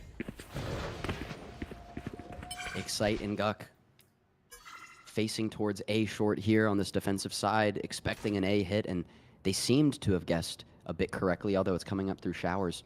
3 players for West Virginia still over on B side, with Dinks watching for this lurk up towards Hookah. But none will Bring come. them down. It's Dinks' operator. Definitely a fearful sight for any opponents nearby. As the Prowler is going to come out from Tillo. Teo utility, JP with the collateral. Just walking straight out of showers, finding 2. And the 180, sensing the teleporter to find a 3rd. Does go down, but the damage has already been done. You have A77 and Dinks. In this 2v4, you do have the operator. That might be too valuable to risk, so West Virginia splitting up like Scooby-Doo, looking to catch some exit frags and keep their weapons if they can. St. Clair, what a play through showers. The Valorant gods have to come in and even it up after that clat we saw in the first half from 877, giving it right back to JP, the Viper counterpart from the side of St. Clair, and St. Clair's going to ride that into a pretty smooth round victory off of that 3K from JP. 877 all the way back, attacker side spawn. Nick's perfectly content with sitting over an elbow, saving obviously the $5,000 gun. That'll be it. No chase coming in from St. Clair. Mountaineers will walk out with the operator still in hand. It's an early op buy from Dinks. Exactly what I said I wanted to see. But now still 2 rounds separate. So Mountaineers still need to find those 2. They do need to What is find going those to come 2. through? You know, it might get a little dicey here with the economy of West Virginia. If you lose this round, you lose the operator, and your creds starts to get into a bit of a worse spot. And we've seen it time and time again. West Virginia is pretty susceptible to being snowballed Don't remind me. in times like this. So it's going to be up to Dinks' operator this round, a 77 with the lone Phantom as well. But St. Clair, not afraid of anything this time. West Virginia sending the op over towards showers Scout destroyed. on A site, leaving B pretty wide open. Just the Phantom from A77 and Leone with a bandit, and Woody's gonna find Dinks, put the operator on the ground early. The solo dry peek out of showers, not respecting the gunplay of St. Clair there. Here. And now all 5 players from St. Clair marching up through B long. 1 player being sent over towards Hookah, and it will be Tillo with the Prowler clearing that space. No escape. And West Virginia, they don't have the util to delay. My territory. So this is just kind of free space for St. Clair. Out comes the Deadlock ultimate, the Brimstone ult from Guck as well. Not really catching any value, either of them. A77 Face your fear. sitting in Hookah, up in window. Spike The guns down, are going to B. start firing. Both teams trade 2 players down to a 2v3 for West Virginia. player Guck standing. finds 1 straight out of smoke, and it leaves Excite All with the missiles operator. away. But this time he's not on chamber. St. Clair. 10 Now they seconds know he left. has an operator. I didn't think they knew Spike until then. planted. Oh, Excite barely missing the head of Woody on that little head glitch. Now pulls the Sheriff back out. JP and Waddy playing patient. The deadlock sensor does sound, and Excite trying to aim calmly, but Woody's movement is too quick. And 6 to 11, St. Clair trying to claw their way back. That's how tall I am, 6'11". Okay. We just won't even discuss that. I think under any other circumstance, that's going to be a save on the out, but I think just strictly because you're at 11 and you just need 2 more round wins, you're going to take the 2v1s, because even if you only win them, 20% of the time, I mean, you just need to get lucky once, and all of a sudden you've at least guaranteed overtime. But now, Smoke's down. the Mountaineers, ops going to be on the ground. They are going to get kitted back up. Barely enough money left in the bank. Yeah, barely enough money left in the bank, but Instinct does have that free operator on the side of St. Clair, like you said. Dinks looking to take a fight here, be long. Leone holding on to that Sky Flash, but 4 players from St. Clair looking toward A side, where just Excite and Guck are holding, but Guck holding really far up here in lobby. Seth and JP, or excuse me, Seth and Waddy making their way toward showers, and it looks like they're ready to clear Guck. They do, but Guck does catch 1 on his way out. Excite finding Waddy as well. So a positive trade for the Mountaineers, leave them in a 4v3. But now Excite swinging straight into the operator, almost caught. Very beneficial timing, but Instinct able to rescope just fast enough, evening us up in a 3-on-3 battle here on B site, or excuse me, A site. The Viper Orb, Viper 30 Molly both seconds go left. up and go down. Dinks catches Instinct on the rotate with that Vandal. Slowed them down. Spike planted. Bye-bye. Welcome Dinks rewinding out off of sight. There on B, the Viper's Pit does go out from JP. The flash from Leone does get some information. Now a 3v2. West Virginia does have the player advantage, but they have to fight into a Viper's Pit along with clearing Hookah somehow, and Dinks will find Tillo and Hookah. But JP getting 2 of his own, and Leone marching in to the Viper's Pit. Once again, clutching around here on Bind, sending West Virginia to match point. Oh, man. Long awaited, and West Virginia up 12-6. Match point. You had the 4v3, you had the 3v2. The Mountaineers played with man advantage almost that entire round, but it still just came down to a 1v1 as close as that. Leone able to find the headshot on JP in his own ult. And now the Mountaineers do secure, they do get to 12. St. Clair, obviously, economy is not really going to be an issue anymore for them. They're going to ride out these guns until they either lose a round or they ended up, you know, creating a miraculous comeback, which certainly is in play. It is always possible. Dinks looking for early contact here. Will catch a little bit of damage on JP, breaking that shield, but nothing really to write home about just yet. The Mountaineers still 3 stacked on A. A77 with the Stinger, holding Cubby there in Hookah. But with 2 players in Hookah for the Mountaineers, St. Clair kind of has free reign to take some space onto B if they please, but that call hasn't been made yet. JP is going to swing out. Guck 107 finding that early kill, making this a 5v4. So West Virginia surviving so far here in this match point. Surviving St. Clair's patience. It looks like Leone may have sensed the walk up onto site, but not well enough. Just like I said, 2 players in Hookah gives them a free walk. A77 and Leone both fall. And now B site is wide open, forcing West Virginia to play a full retake through 30 CT. seconds left. Guck 107 does not have the ultimate. No ultimates on the side of the Mountaineers to break through. And are they going to rotate through to the teleporter? It looks like they might. With all that utility being thrown there towards CT, I mean, a fight through Hookah might be more reasonable.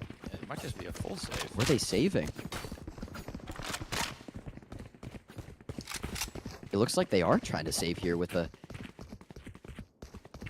I mean, I do like this. I understand it now. I understand it now. You understand You it now?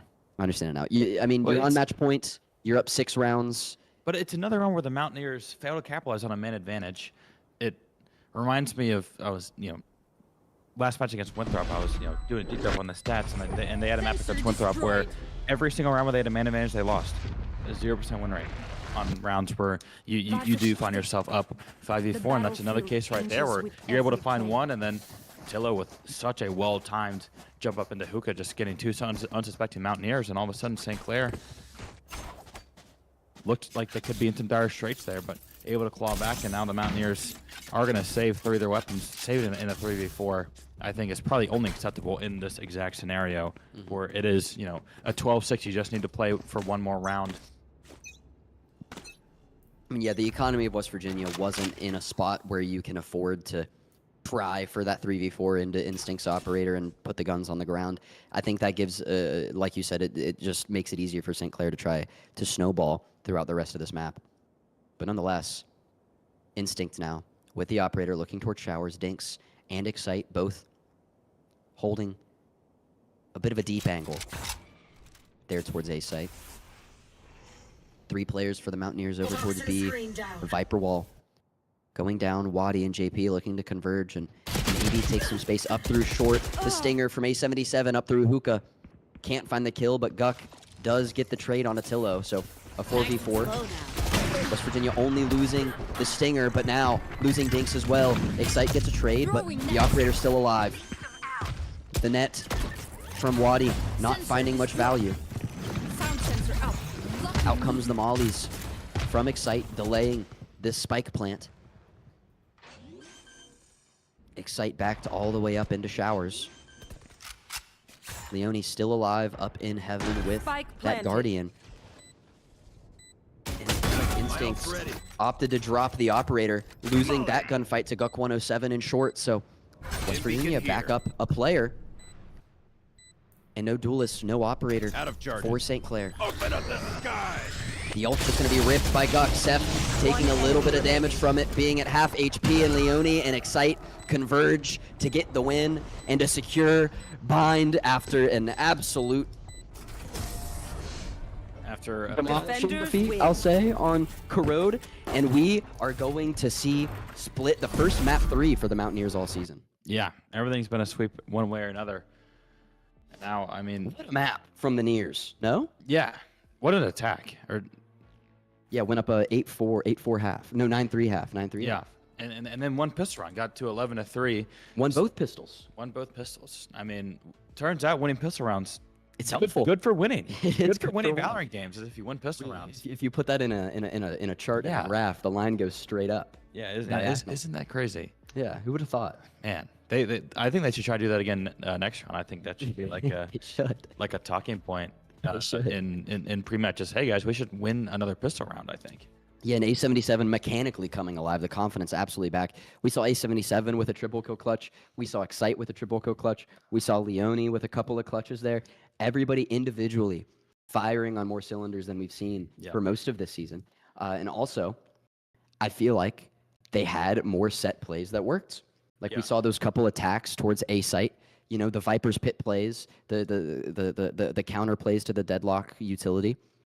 It was pretty clean for the most part, and 12-7, pretty good score to win bind on. And I'm curious to see split though. We haven't seen it yet.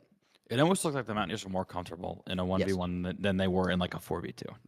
With with numbers, I think See that? Leone winning that 1v1 in the Viper's Pit. I think if he loses that, we might go to overtime. I think disaster. It might may be have- 13-13 Yeah, right now. it disaster might be in tune as we very speak. If Leone didn't come up with that final headshot. So I mean, sometimes it does come down to like those one moments I tried to do like a balancing thing with the pen, but it really can just swing. Like Thanos. Well, yeah, exactly. Balance as all things should Yeah, be. there like it Yeah. really can. Sometimes it is just 1v1 on a seemingly inconsequential round will be the difference sometimes between a map win and a map loss. So Leone, who we haven't said his name a ton about, lighting up the scoreboard, but came through when it mattered. Absolutely, Do you have an I agree. But before we send it to a break, I do want to update everybody. CRL 2026 split just started this weekend for the first CRL Open. The Mountaineers and WVU Lotus have both been playing. They actually played each other up in the winners bracket round 3, I believe, where WVU beat WVU Lotus 2-0 in a best of 3. West Virginia making it all the way without losing a game. They lost one game to Ball State, and then swept by Northwood there in winners finals. Had to win their way out of the losers bracket. Just defeated St. Clair Yeah. 3-1 to win or to get second place in their group and not qualify for league play. So congratulations Canada. to our Rocket League guys. If you guys are watching, Gyro, Matt, Cosmic, and Angel, the guy in the chair. If we can beat could St. say. Clair in Rocket League and Valorant on This the would same be a day, historic day Yes. in WVU esports. what a in it's- two of it's the most honestly just important leagues we Another L play. for Canada. Yeah, And then we lose in hockey too. hurling. Was it skeleton? Whatever skeleton racing, the sledding. It's all Oh, BTA. Ice skating. Yep. The figure skating, speed skating. Hey, man.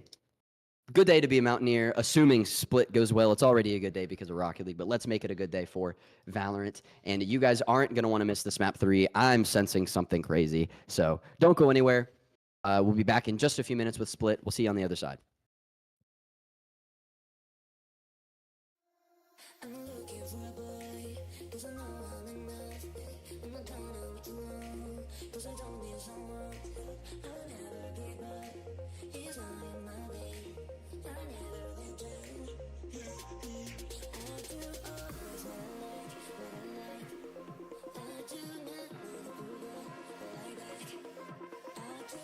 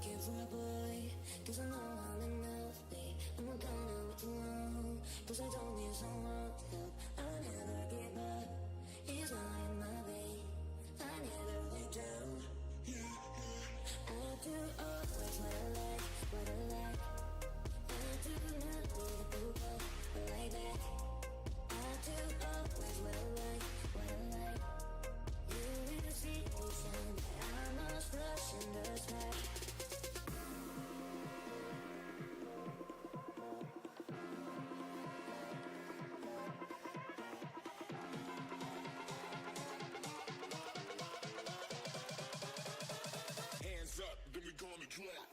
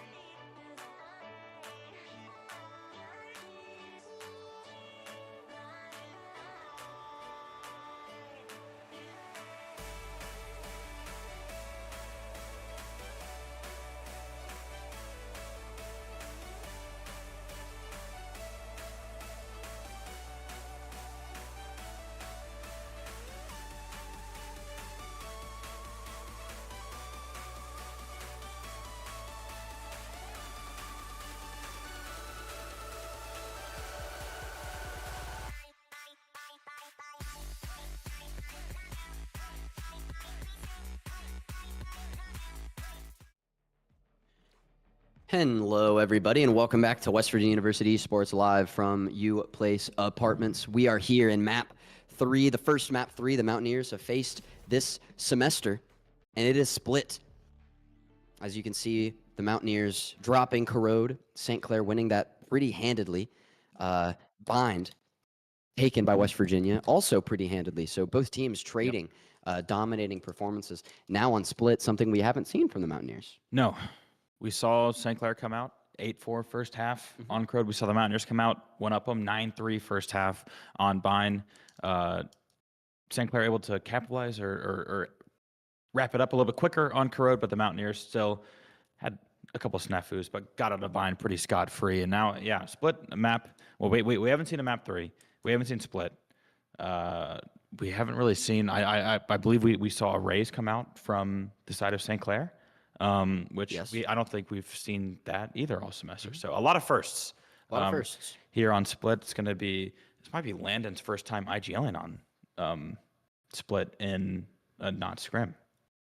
I'd be interested to see how much preparation they have on this map. They didn't play Split against Cumberland, did they? No, Okay. Then yeah, this very well might be, at least for West Virginia, that is. we're back in agent select. And as we get back into it, Dink's still sticking with that waylay. Like you said, instinct. Hopping back to the Rays, we're going to see some, I don't want to say old Breach as school. well. I don't want to say old school because it was like, a couple months ago. But, back to the previous meta of the Rays on Split. They will opt for double initiator, the first double initiator we have seen from St. Clair tonight, which is a bit of an interesting thing. West Virginia literally running the exact same comp that they run on Bind, but Breach and Omen. Or Breach and Omen rather instead than of Brimstone and Teo. Interesting. The Breach is interesting here. I do like the Breach. I know the Mountaineers have kind of been in and out of this kind of Breach vibe for the past 2 years of hey, A77, you're on Breach duty. Yeah. Excite, you're in Breach jail. Inox used to be in Breach jail for a little bit. Yeah.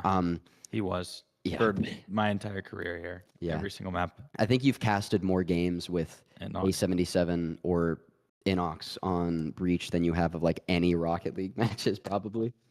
Oh, Maybe. Well, Maybe. the double headers, if you Yeah. count it by day. Double header. Irregardless, that doesn't matter.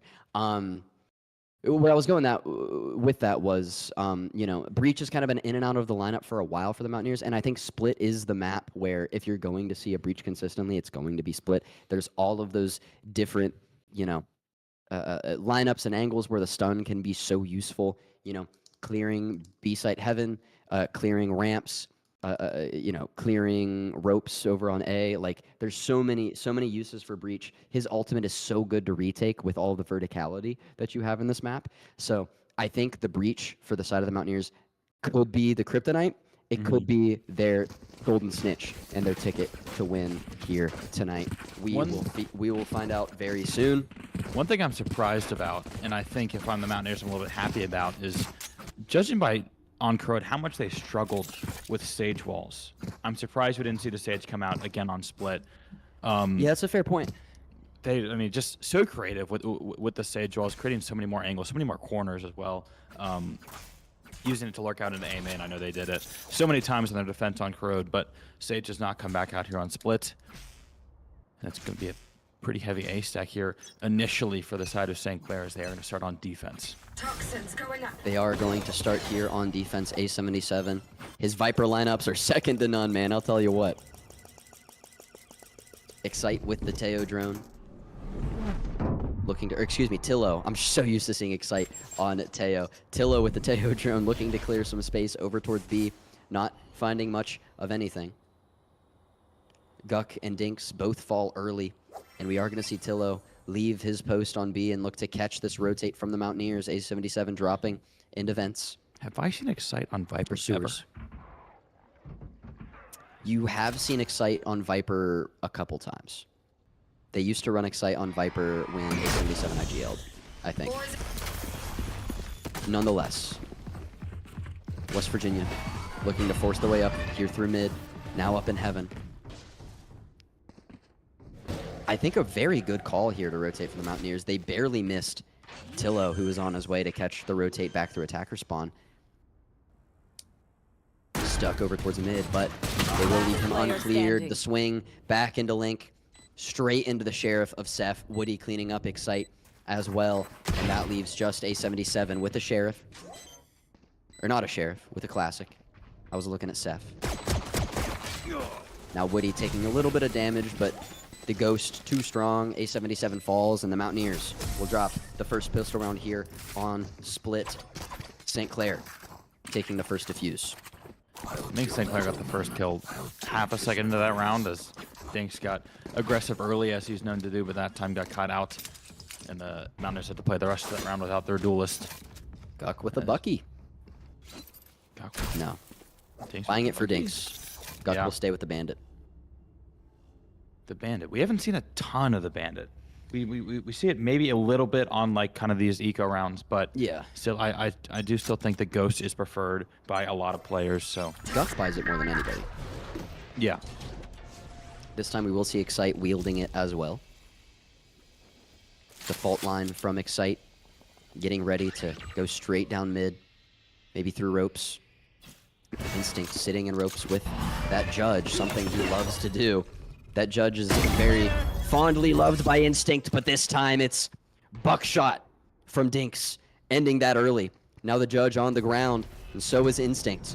West Virginia taking all of the space up towards mid. This utility looking to slow them down. This Omen smoke jumped in from Dinks and Guck. JP opting to rotate out of window, go back to site, leaving this heaven area unmanned. The Tejo utility looking to get a stun in that molly, but West Virginia keen to it, dodging it all. JP staying by rope, down in cubby. Gonna be difficult to clear, but A77 is coming up towards B main, so that might help flush out Tillo. Wadi staying in spawn. 30 seconds left. Waiting for a potential WVU rotate, but it looks like they're pretty hard set on hitting this B site, just waiting for the right moment to do so. Guck does have the smokes back up. The Bucky from Dinks, not quite enough that time, but does leave Wadi 10 at about half seconds HP. West Virginia still with the 4v2 player advantage. Spike planted. Wadi at half HP once again from Dinks' Bucky. A77 sitting back in cubby. And the guns from West Virginia. Excite does upgrade to a Stinger. But now the two St. Clair players making their way through heaven. That Omen smoke is going to give them out for a moment. Leon with a little jump peek, and Leone taking a little bit of damage, Last but the player paranoia standing. comes through. Wadi finds one. Leaves Seth in a 1v3. Everybody from West Virginia is a little bit low. It's looking more winnable by the second. The smoke comes down. A77 might be the last bit of line of defense, but Leone jumping into the smoke in West Virginia with an eco round thrifty to tie this one up 1-1, exactly what the doctor called for. what a way to wash away the sin of losing pistol round, just to win the second one anyways. And You've been absolved. yes, the Mountaineers went to the confessionary booth, and they won round 2 after losing pistol. Not something you see very often. It's a very rare mistake that you see from a team like St. Clair. What? Nothing. What? Pistol round jokes are so funny to me. Oh, okay. Anyway, you can continue. Nah, I'm done. You're done? The round starts. The round did start. Go play-by-play guy. Yeah, well, I thought you were going to joke a little bit more about pistol rounds. I just think it's funny. Was JP sitting on stairs here? The Omen smoke is down. Dinks now biding his time towards mid. This time it's St. Clair here in round 3 with a bit of a broken bye. You have a couple bandits, a couple sheriffs, and a Bucky. Back in a flash. West Virginia, the only non-rifle, is A77 with the Stinger. The slow comes through. Dinks looking to clear JP, and he almost does, but Instinct with the Sheriff is there right on time. The Afterburner coming through does flush out. JP leaves him with 7 health points to play with for the rest of this round. A77 upgrading to a Phantom, and they're going to switch their sights and rotate over towards A here through sewer. And I keep calling Excite A77 because I'm just used to that being the Viper. Yeah, I think that was before I was here. I don't think I've ever seen you sign on Viper. No, you've been here. You were here for it. Nonetheless, JP at 7 HP. 30 And seconds left. Instinct still standing over towards B, while A side is where all the fun is beginning to happen. Leone and Excite each with a kill. Leone the only Mountaineer to fall, but Tillo with the Spike Bandit down catching the A. head of Guck 107. Last player Giving standing. them back the lead, and Tillo with the pistol. John Wick has entered the lobby, and the Thrifty To respond, WVU's Thrifty gives St. Clair the 2-1 lead and a full slate of full shield and rifles the Mountaineers. What else could have gone wrong? I mean, you commit the great sin of losing pistol round, and then you make up for it, and then you just go back and do the exact same thing, and you lose another 30. I mean, that was just kind of, you know, Tillo just kind of decided, yeah, I'm not going to miss this round. I'm not going to miss anymore. I'm done missing my shots. The Mountaineers are also allowed to hit shots. That is true. Think about that.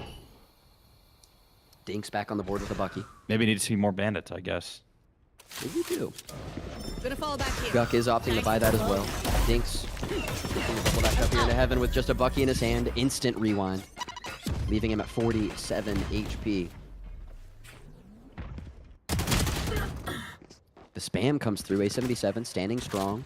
The hero rifle getting that early kill into JP, but now 2 Mountaineers are left at very dangerous levels of health. Dinks flushed out by the Tejo Mollies here in Vents. And West Virginia has a decision to make.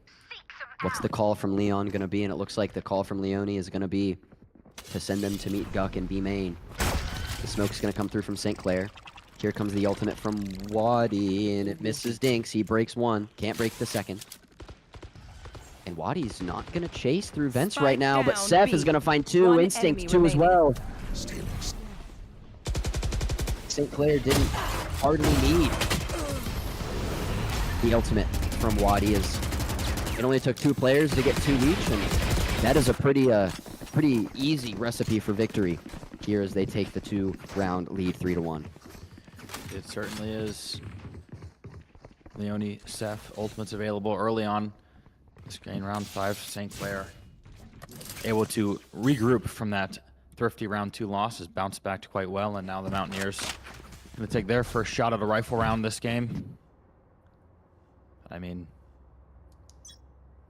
it seems like with the sole exception of Instinct, of course, every single game it's just a different St. Clair player.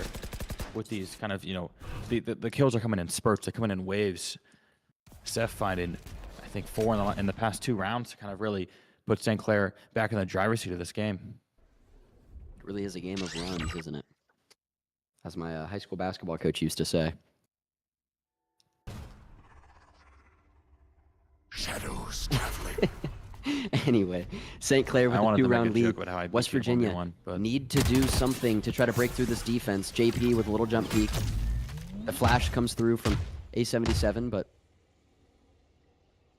the Viper Orb is going to halt that walk up towards mid. And West Virginia going to do what they did there in round 2, I believe. Or no, round 3. Try to split back through sewers and rush their way towards A. Out comes the Prowler. Back in a Wadi flash. flushed off of this Face your fear! forward-facing angle. JP sitting in window. Dinks getting ready to double dash the Paranoia, not hitting anybody. Seth tethered, Spike but it doesn't down matter. A. Dinks, Excite, Leone all fall to different 30 adversaries seconds left. as JP is stuck with half health One up enemy in remaining. Evan. Fault line comes through with the stun, but it's Seth on site, untouched, unbothered, and thriving. Finding another kill that gives Tillo the round-winning kill onto A77, and 4-1 is the score. West Virginia can't buy a fight win here on attack, and Leone is going to call a timeout on behalf of Coach Terms. Seems like we've just kind of gone full circle, and now we're back to the Mountaineers not winning any gunfights. I think it's the map play here. I think St. Clair is playing this. They're using the map very well. I mean, the 2 times West Virginia really got a good attack off, it was off of Dinks dashing in with a Bucky and getting a couple early picks. So I feel like you have to just be able to rely on something to take space that isn't Dinks with a Bucky. No? Yeah, true. And you also have to count on Seth not to just one-tap you, just turn around the corner as he has been doing the past few rounds. True. Tillo, I think that 3K with the Bandit has really kind of ignited something in front of the St. Clair team after that. Again, the Thrifty Lots in round 2 is so rare to see. It's so rare that you see a team win pistol, a team as good as St. Clair, and then drop the second one, but then the immediate bounce back, and it really has been headshot for headshot. And now the Mountaineers, I mean, Leone with the timeout, the IGL trying to find something new, but it's kind of has been nothing's worked so far for this Mountaineer team. No one's kind of really shined. No one's kind of really had, like, you know, we said, I mean, it's a game of runs, as someone very wise once said. So, I mean, I think someone else probably said that besides your high school basketball coach. Oh yeah. Just the one in that anecdote. You know, I wouldn't. That's besides the point. But there's no runs right now for I'm the sure a Mountaineers. wise There's no Be like, right back. we haven't seen like, oh, blank with a 2K, blank with a 3K. Yeah. All round, and St. Clair has kind of had that throw so far. I mean, Tillo's only died once, and here Dinks gets an early good shot with the Bucky, but it only breaks shield. And Tillo still looking pretty immortal. His only death being their anti-eco loss, where WVU had that thrifty that you just talked about. And now West Virginia tried to hit A really fast, but with Dinks not finding that early kill with the Bucky, it's been slowed down, and now walking straight into the Sheriff of Guck is Waddy. Knife out and unexpecting. Now it's going to be through Spike screens here. planted. St. Clair's going to try to retake.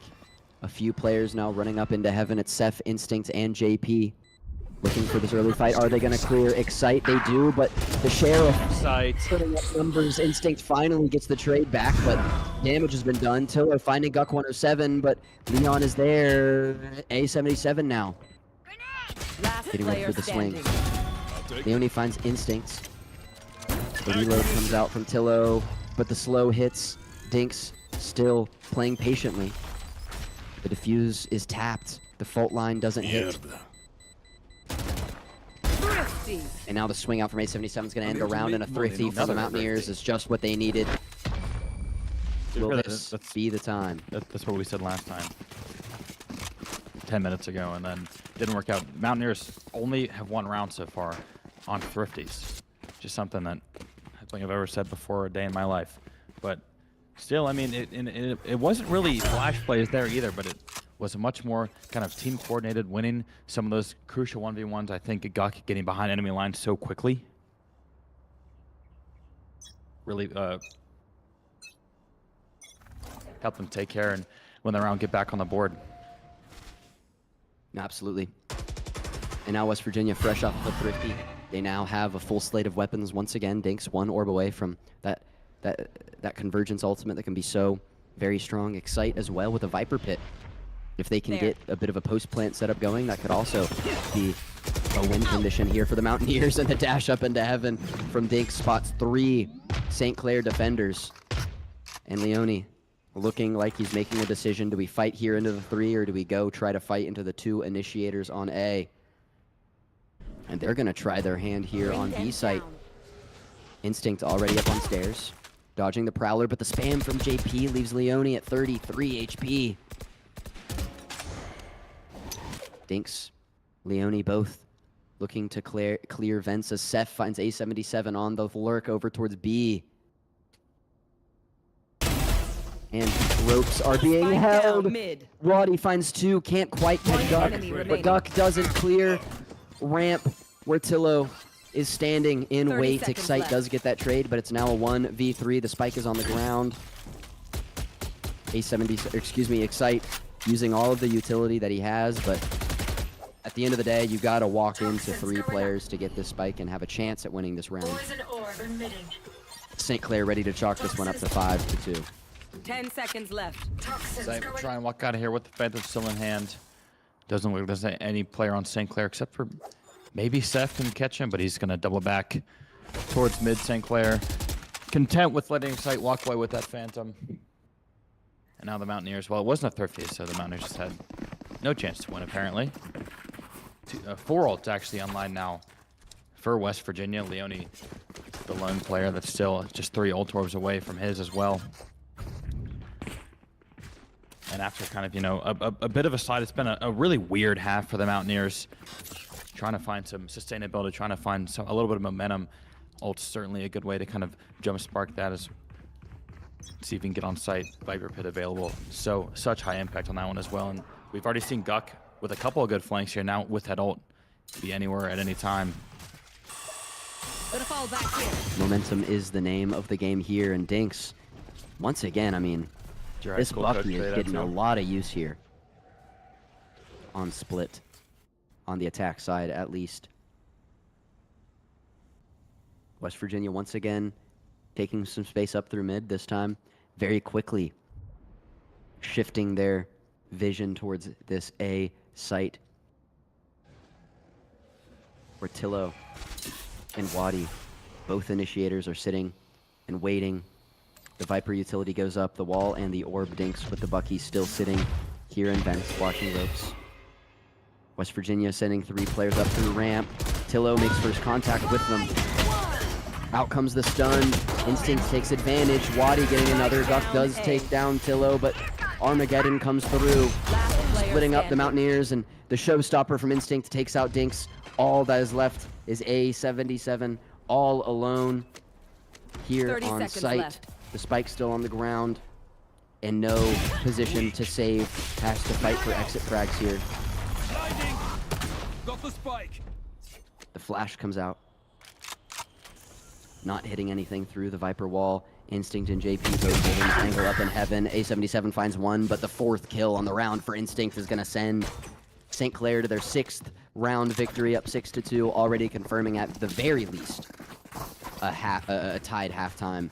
But it surely isn't looking like that will be the case. And we haven't seen a single close half all day. No. It has been dominance from one side. It's been alternating sides, I guess, with St. Clair in that first map, West Virginia in the second. But now it's St. Clair once again. 6-2 already.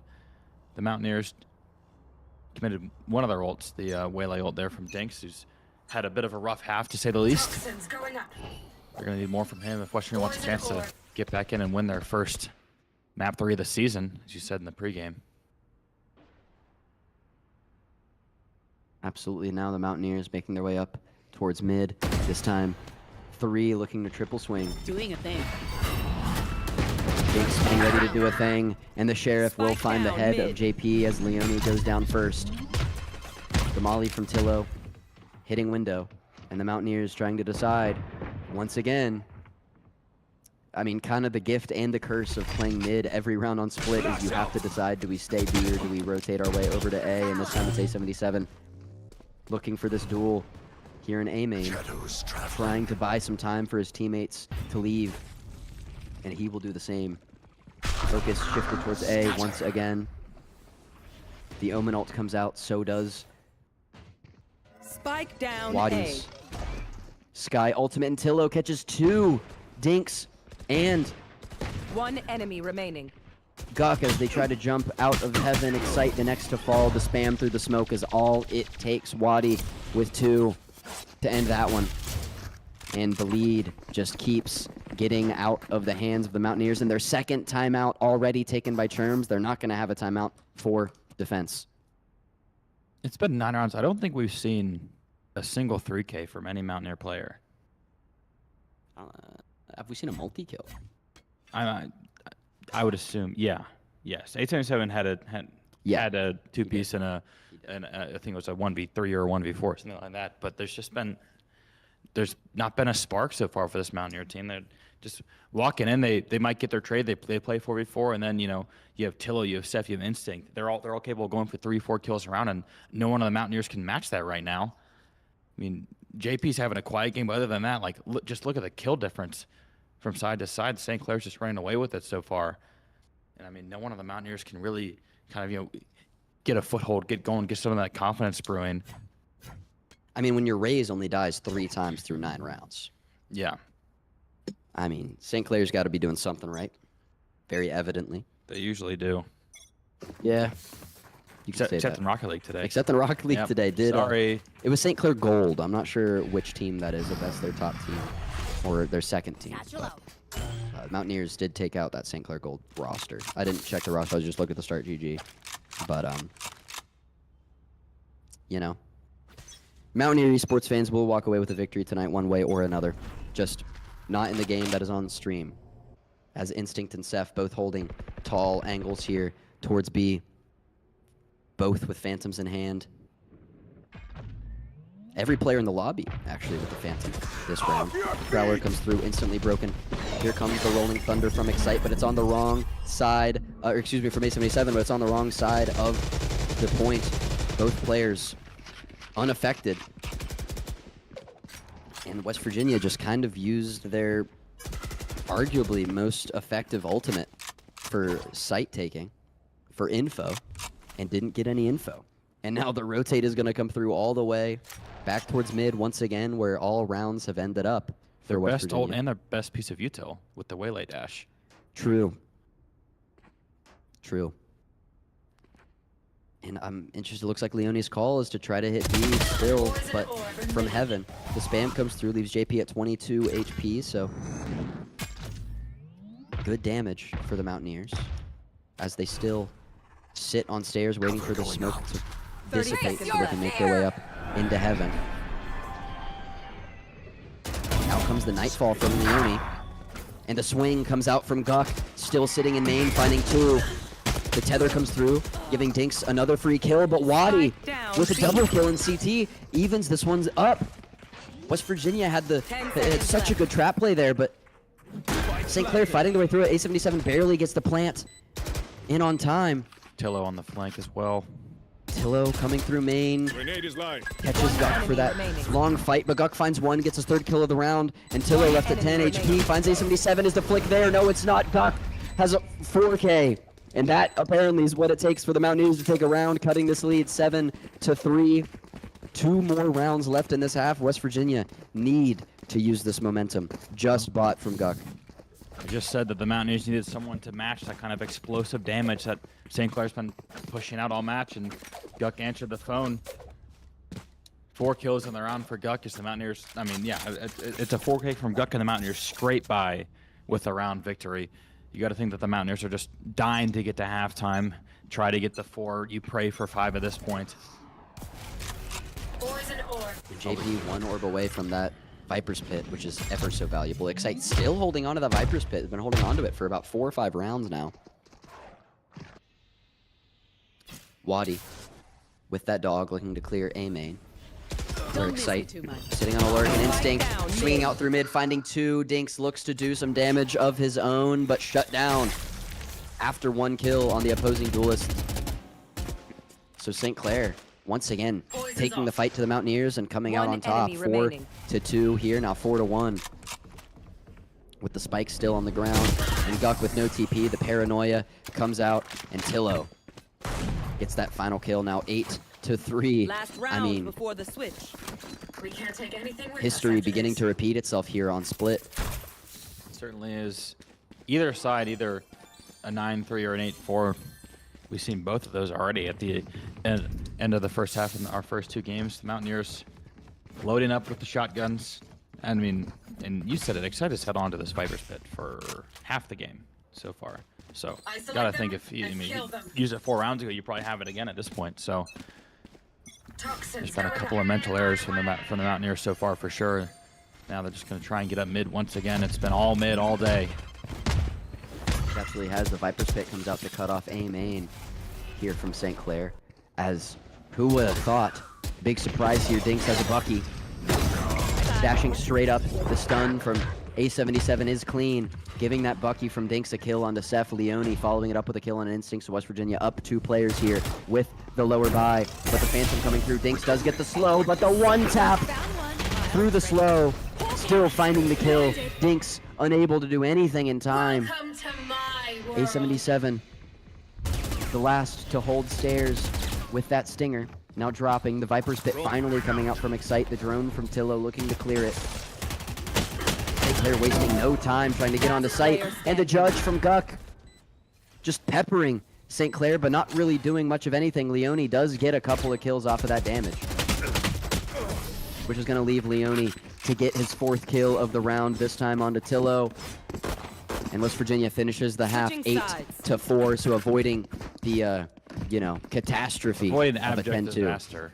But Yeah. it's taken getting 4Ks on B site for the Mountaineers to win any type of, or have any type of success towards the kind of latter half of that half, I guess you could say. But I mean, now rotate back it over towards the defense. You are on double smokes, but you are also on double initiator. So how is this defense going to look for the Mountaineers? They've already burned both of their timeouts, as you said. No charges left. Some of those stat lines for St. Clair looking pretty nasty. 15-8, 12-6 at halftime. Instinct is 3rd fragging, but he still has 11 kills. Absolutely. and nobody from West Virginia positive in the KD department. And this time, Instinct and Tillo once again lining up for an early fight. Guck biting on the bait there, but not taking too much damage, if any at all. Now up here in top mid and vents. Gonna be Excite.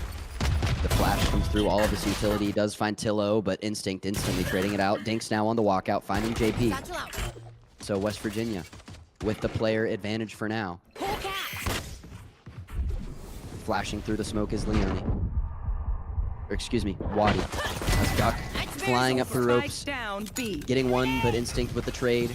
West Virginia's still up 3-2, but anything can happen when Instinct has a ghost in their hands on pistol round. Spike planted.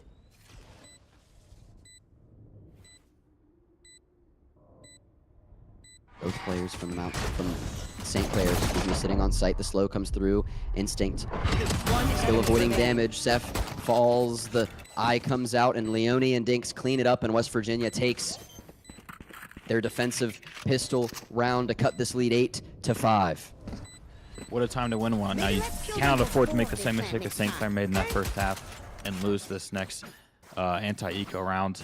But Mountaineers now 3-3 on pistol rounds in the match, so I think you're absolutely going to take that if you're a Mountaineer supporter. But now 8-5. You got that last round at the end of the half. You win pistol. You are now firmly right back into this game. It looked like it was going to be a disaster, and now you have an opportunity. These next few rounds, though, so important. The margin for error is still pretty slim for this Mountaineer team, but obviously now confidence starting to brew a little bit more, winning 3 of the last 4. And Dinks once again, like we saw on Bind, using that Marshall. Eco swinging out and instantly punished by JP. Instinct over on the other site, getting an early kill as well. And as the flashes come through, it's the Sheriffs of St. Clair looking to do even more damage, and it will. Excite getting the trade as A77 falls, but St. Clair just too fast. Wadi that time getting onto site, and the plant goes down. All that's left is Leone up in heaven with a Spectre to his name. And he's about to walk down mid straight into JP, but does go back up into stairs. But the Sheriff from JP slowly making his way back, looking to catch the timing. But Leone's gonna drop in a 1v4, able to find one, but can't find the other on the 180, and it's 9-5 after a eco victory from St. Clair there on round 2 of this second half. Disaster is back. What a round win for St. Clair. Righting the wrongs that they had in that first half, and now the Mountaineers are just absolutely staggered. They are nearly broke. They're going to have some upgraded pistols and a shotgun in the hands of Dinks. But now, I mean, St. Clair is in such a good position now to get to 10.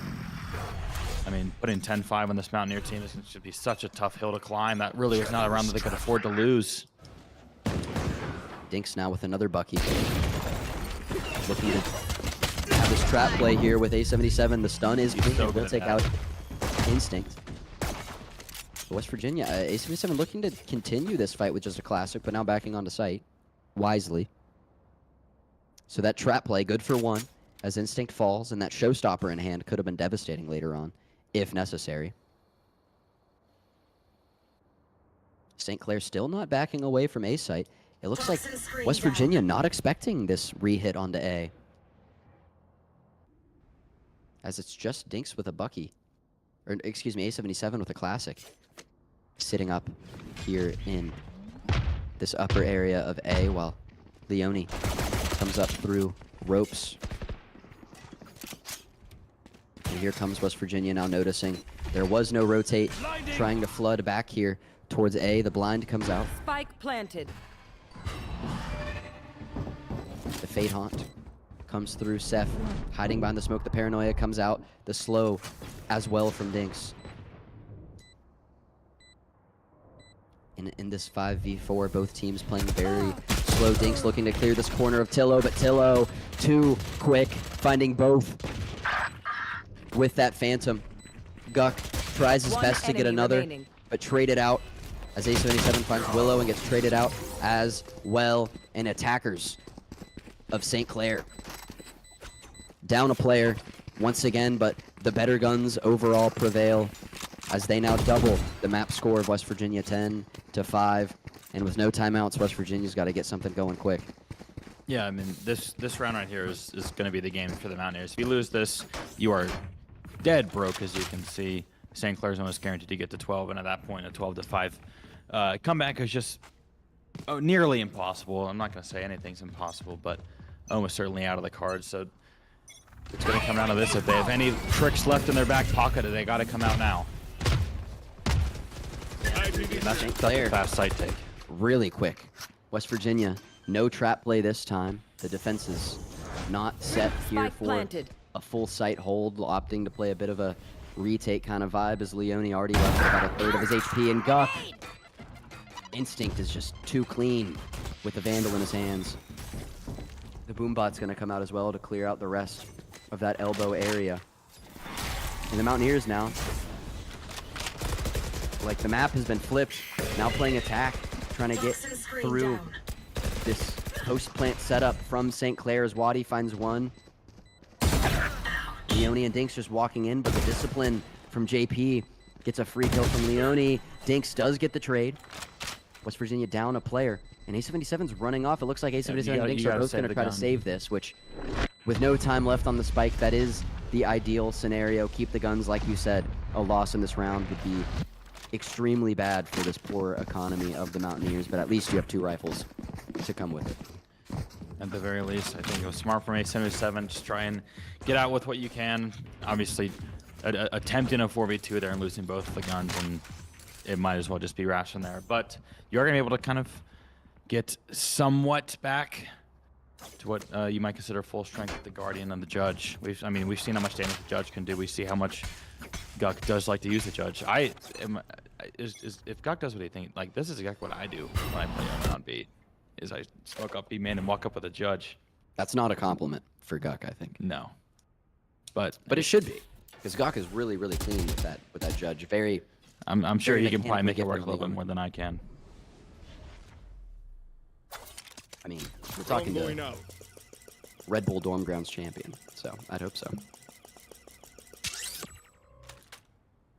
As the drone from Tillo getting info here towards B, where only Guck sits here in main, very close angle with that Judge. And the spike is down for St. Clair. They're very, very defaulty here this round as they look to take space up towards mid. The spike now picked up by Wadi as shooting ensues. Fault line comes out from A77, but nothing really caught. Excite finds Tillo, but Leone falls as well. Still 4-4, but Wadi pretty much one shot now, and Sky cannot heal herself. Sky ult, the dog, the flash as well. Utility being thrown 30 down seconds mid left. to give St. Clair this map space. Up through ropes they go. Instinct the first to fall. The slow comes out from Dinks, but the one tap again from Wadi is enough. The stinger of Excite looking to get more value, but it can't against 2 Vandals. Now Guck TPing back to site. The time is ticking though. Only 10 seconds. left. Spike planted. And JP Last gets player that standing. last kill onto Guck. A77 already on site. The spike was put down in time, and it's Seth defending the spike, finding A77 in that 1v2, and we are at match point for St. Clair. Like you said, you throw a pebble down a snowy hill, and at the bottom, it's a big ol' avalanche, ain't it? Something like that. Something like that. Are going to have 3 ults. Leone, 1 orb off of his Fade ult as well. So still a good bit of util in the hands of the Mountaineers, but it is going to take a minor miracle.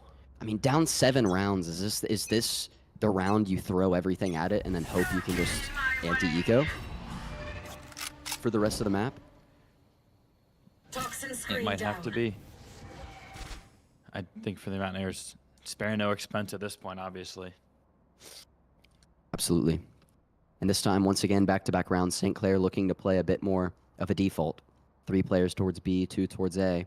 Tillo and JP just stacking up, knowing the Mountaineers have been trying to take first contact there a decent amount, but Instinct and Seth making the way over to meet their teammates. The Viper wall goes up, and that's going to give JP an opportunity to take a little bit of space with the Tejo drone. Waddling up into heaven, catching 1 player, I think, on that camera. Viper's Pit goes down from Excite. Gear up to cut off mid, but St. Clair already down through ramps. JP barely missing. A77, they're on ropes. As Dinks holding that convergence, and out it goes. Seth and Woody both hit the paranoia from St. Clair, not really hitting anything. A77 and Dinks both open it up in the kill column for the Mountaineers, but Instinct. JP finding another Waddy, gets the trade as well. West Virginia finds themselves down a player once again. Excite spamming through the smoke up in window Spike planted. as Guk tries to make his way to screens. Not enough fuel. This is a 2v3 for the map for the side of the Mountaineers. The Viper Molly already out. Excite at half HP. Guk looking to take first contact.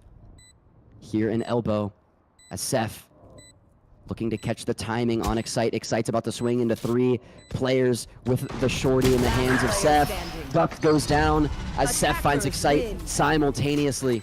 And the 13th round goes to St. Clair Mountaineers after a glorious victory there in map 2 on Bind Split. Like we said, a map we haven't seen.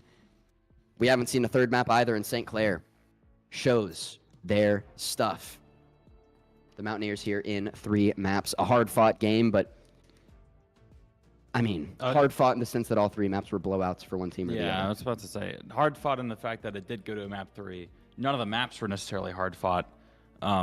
Really, just a strange game. The Mountaineers looked like they might have some signs of life there. Winning pistol round. Obviously, on the second half, getting the last one on the the last round of the first half, getting that cut into 8-4, winning pistol round, getting into 8-5, and then you lose a Thrifty. And I think at that point, it might have just been it for the Mountaineers, as they will fall to 2-2 in Division 1 play. St. Clair securing sole position of the number 3 standing in Division 1, just behind Maryville and Winthrop. A bit of a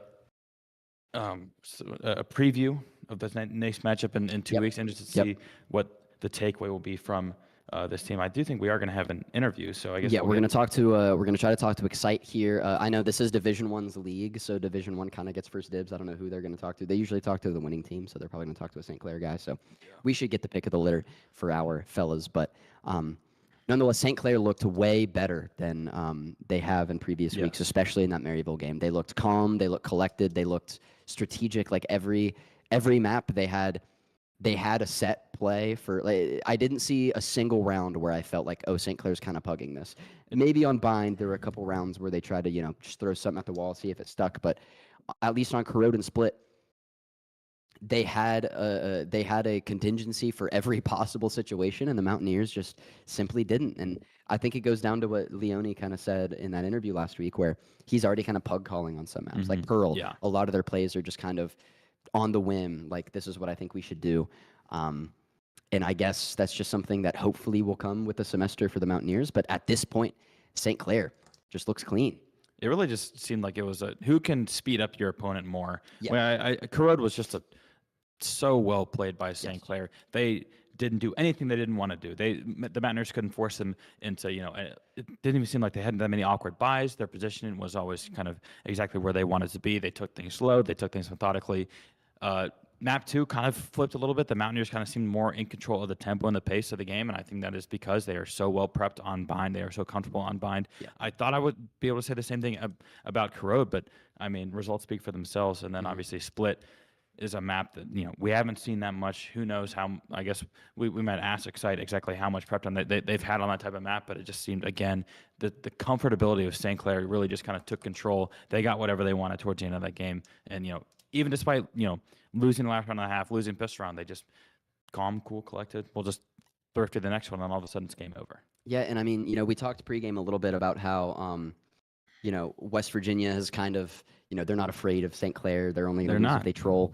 I don't think anybody trolled tonight. I think St. Clair just came ready. I think there was just an underestimating St. Clair, which is something I never thought I'd say. Like, Waddy looked I'm not going to say way better, but he looked very good compared to how he's looked against Maryville in Division 1 and other teams in NACE. I think Instinct was Instinct doing his thing. I mean, he's one of the, longer tenured players here on the St. Clair roster and has been dominant for a time now. So You know, it's really hard to game plan against guys like that. Seth was clean. Like Tillo, as always, very structurally sound. I didn't think there was everything went their way. a weak link necessarily on the Mountaineers side either. I think, you know, it wasn't like you look at the scoreboard after the game, you're like, oh, this guy just went 2-15. Even on Corrode, like the map, like, Corrode and Split, both maps that went totally poor for the Mountaineers. Like you said, it was, if there was a mistake, the team made the mistake, which, you know, I don't want to be that guy in like the basketball locker room after a game that's like, well, we lost as a team. But, you know, Well, it's little glass half full kind of vibe here for West Virginia fans in chat. They did look more collective than they have in the past. Despite the loss, Corrode and Split, I mean, Corrode, while it has been a map they've looked good on, they've also looked very poor on against better teams like Winthrop a couple weeks ago. So, you know, I feel like they at least looked together. They looked structured, but I think it just, new IGL takes some getting used to. Yep. People are on different roles. yeah, Also, St. Clair just straight up kind of outplayed on the two maps. I think that's the bottom line. St. Clair was the better team today. Yes. The Mountaineers and St. Clair are going to split on the day between Rocket League and Valorant. But I mean, I do think we can say a lot about the inexperience of this team and how much prep time have they had on these certain maps. And we talked with Leone last week about, you know, just working through, you know, getting your skeletons, getting your bare bones for all these different maps. But at the end of the day, sometimes you're just the worst team. And sometimes St. Clair was going to show up and their aim was on and their tactics were on. And again, they just looked so comfortable the entire time. And I think at the end of the day, you know, I'm not even sure how much prep time would have really helped the Mountaineers with the way that St. Clair was playing today. Yeah, absolutely. And I mean, it is a long semester. It's a long season. I know here this upcoming week in NACE, UTD. we do have your favorite, one of the Texas teams. This time it is University of One of Texas at Dallas. So One thing I like about super conferences, there's not that many Texas teams. Yeah. It's mainly like Lotus. In Lotus's conference. Lotus, North Texas, Dallas, North Texas, Texas at Dallas. Yeah. Like, you know, a lot of teams over in Texas. Nonetheless, they do play University of Texas at Dallas this Wednesday. You don't want to miss that. It's going to follow up a 7 p.m. Call of Duty match against an opponent that I don't know off the top of my head. They have like a yellow jacket logo. They do. It will be Baldwin Wallace, a Call of Duty team here in NACE Varsity Premier that It's almost the sitting exact pretty same. well. They're right behind West Virginia. They're also 2-0 here in NACE. Yep. But both of West Virginia's coming off of 2 forfeit victories, so haven't really played a match in a couple weeks. They played week 1. They did, but then beat up their on- CCL team forfeited, and then Oh, NACE forfeited yeah. on Wednesday. Yep. So, yeah, may look rusty. Who knows? But we're talking about Valorant right now. So West Virginia playing UNCD this Wednesday. On paper, again, it's one of those games. Not University of North Texas at Dallas. Sorry, just University UTD, of Texas at UTD, Dallas. My fault. Good catch. Good They're catch. obviously very, very different. But then following that, they get into a bit of a grind. They have Maryville in NACE. And then the week after that, they have St. Clair again in NACE. The week after that, they have University of Texas at Arlington. Is it Austin or excuse Arlington? me. There's so many A's. There are a lot of A's. Who knows? But, you know, The gauntlet's coming up, and then you have UTA, which should be winnable. You have Kennesaw State, which should be winnable. So it does clear up towards the end of the year where, you know, you're really fighting for positioning going into the playoffs. But I mean, it is a gauntlet between NACE and Division One, kind of like this middle stretch. But again, next week in Division One, they do have Stony Brook, so that could be a nice breath of fresh air. But Stony Brook did take us to 3 maps last semester. I do like getting these hard games out of the way, though, especially for a young team. I think it's going to, you know, kind of sometimes you just got to get kicked in the teeth and really look in the mirror. And I mean, this team thought that they were way better than St. Clair today, and they were wrong. So, I mean, that's a pill that you just gotta have to swallow. Yeah, and we're going to talk about that a little bit more here with the Marco Excite, who I believe is ready. All right. Hello, Excites. Thank you for taking the time to join us here on this interview. First, I just want to say that was a hard-fought match. 3 maps. That was, I believe, your first map 3 of the semester that we've seen. Is that mic okay? Can we check that? I can't hear him. Nope. Can you hear him? Nope. Oh, that's why I have him muted. Hold on. He's muted in the thing, I think. Oh boy. There we go. No. No. Nah. That mic's wired in too. Okay, we should be good now. Okay, we're good now. Anyway, hard fought game. Apologize for that. Map 1 looked tough Not good. for the Mountaineers. Map 2, you guys looked extremely well strategized, you could say. Map 3, another tough one. You played 3 different characters through those 3 games.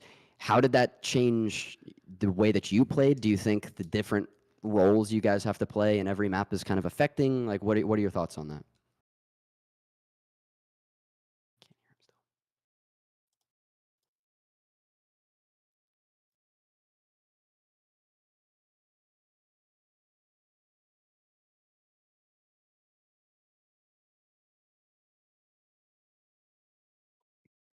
Well,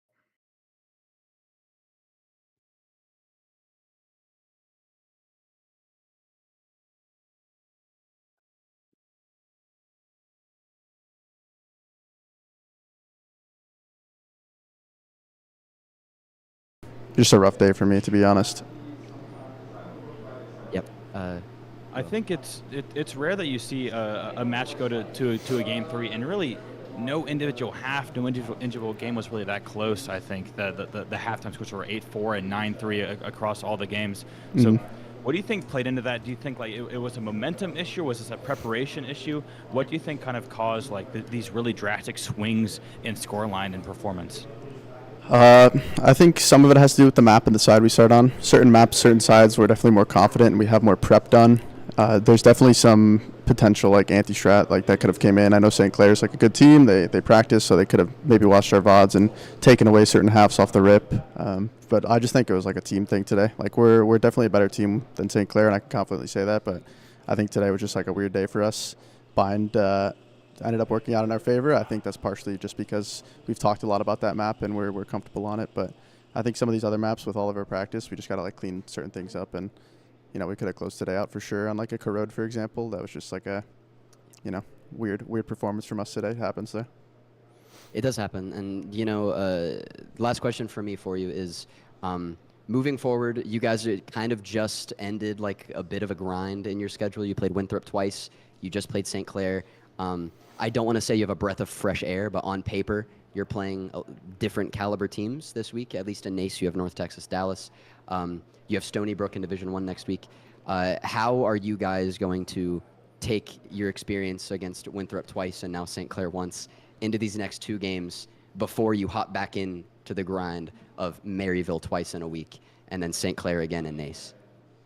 Yeah, I think a lot of it's just going to be like watching these VODs and, you know, refining it in practice. We definitely have been lacking on some practice recently just because of all these games that are coming up. But, you know, I think it'll be good for us to kind of like get a day or 2 in, just talk about a specific map, talk about a specific side on a specific map, and kind of like refine some of our defaults and certain like set plays we want to do. Sure. Yeah. Thank you so much for the time, Excite. Well, Mhm. yeah, Of tough. course. Appreciate you guys. Tough loss there in map 3, but good luck going into Wednesday. And thank you so much. Thank you. I'll see you guys. And, you know, I mean, I think he said it there. He thinks still they're the better team, and on paper they might be. Just got outplayed today, which I think that's a way to take accountability for the guys down there. Apologize for the technical difficulty there. The microphone was not working for a minute. Had to be fixed. Shout out to production for fixing that as fast as they could. Good job, Mira. Good job, Mira. Shout out. Nonetheless, thank you guys for watching. Like we just mentioned, we do have our next stream on for Tuesday. Valorant on Wednesday. Our next stream will be Tuesday with Lotus. 2 best of 2s, one at 7 p.m., one at 9 p.m., or best of 3s, excuse me. First to 2. One at 7 p.m., one at 9 p.m. Rocket League varsity roster will be playing as well up In against between. Ball State at 8:30 p.m. So those 3 should go pretty quick. Wednesday, Call of Duty at 7, like we mentioned, and then Valorant again against UTD on Wednesday. So thank you guys so much for watching this first WVU Division I stream, and we will catch you guys on Tuesday. You're not going to miss it. Have a good Sunday night.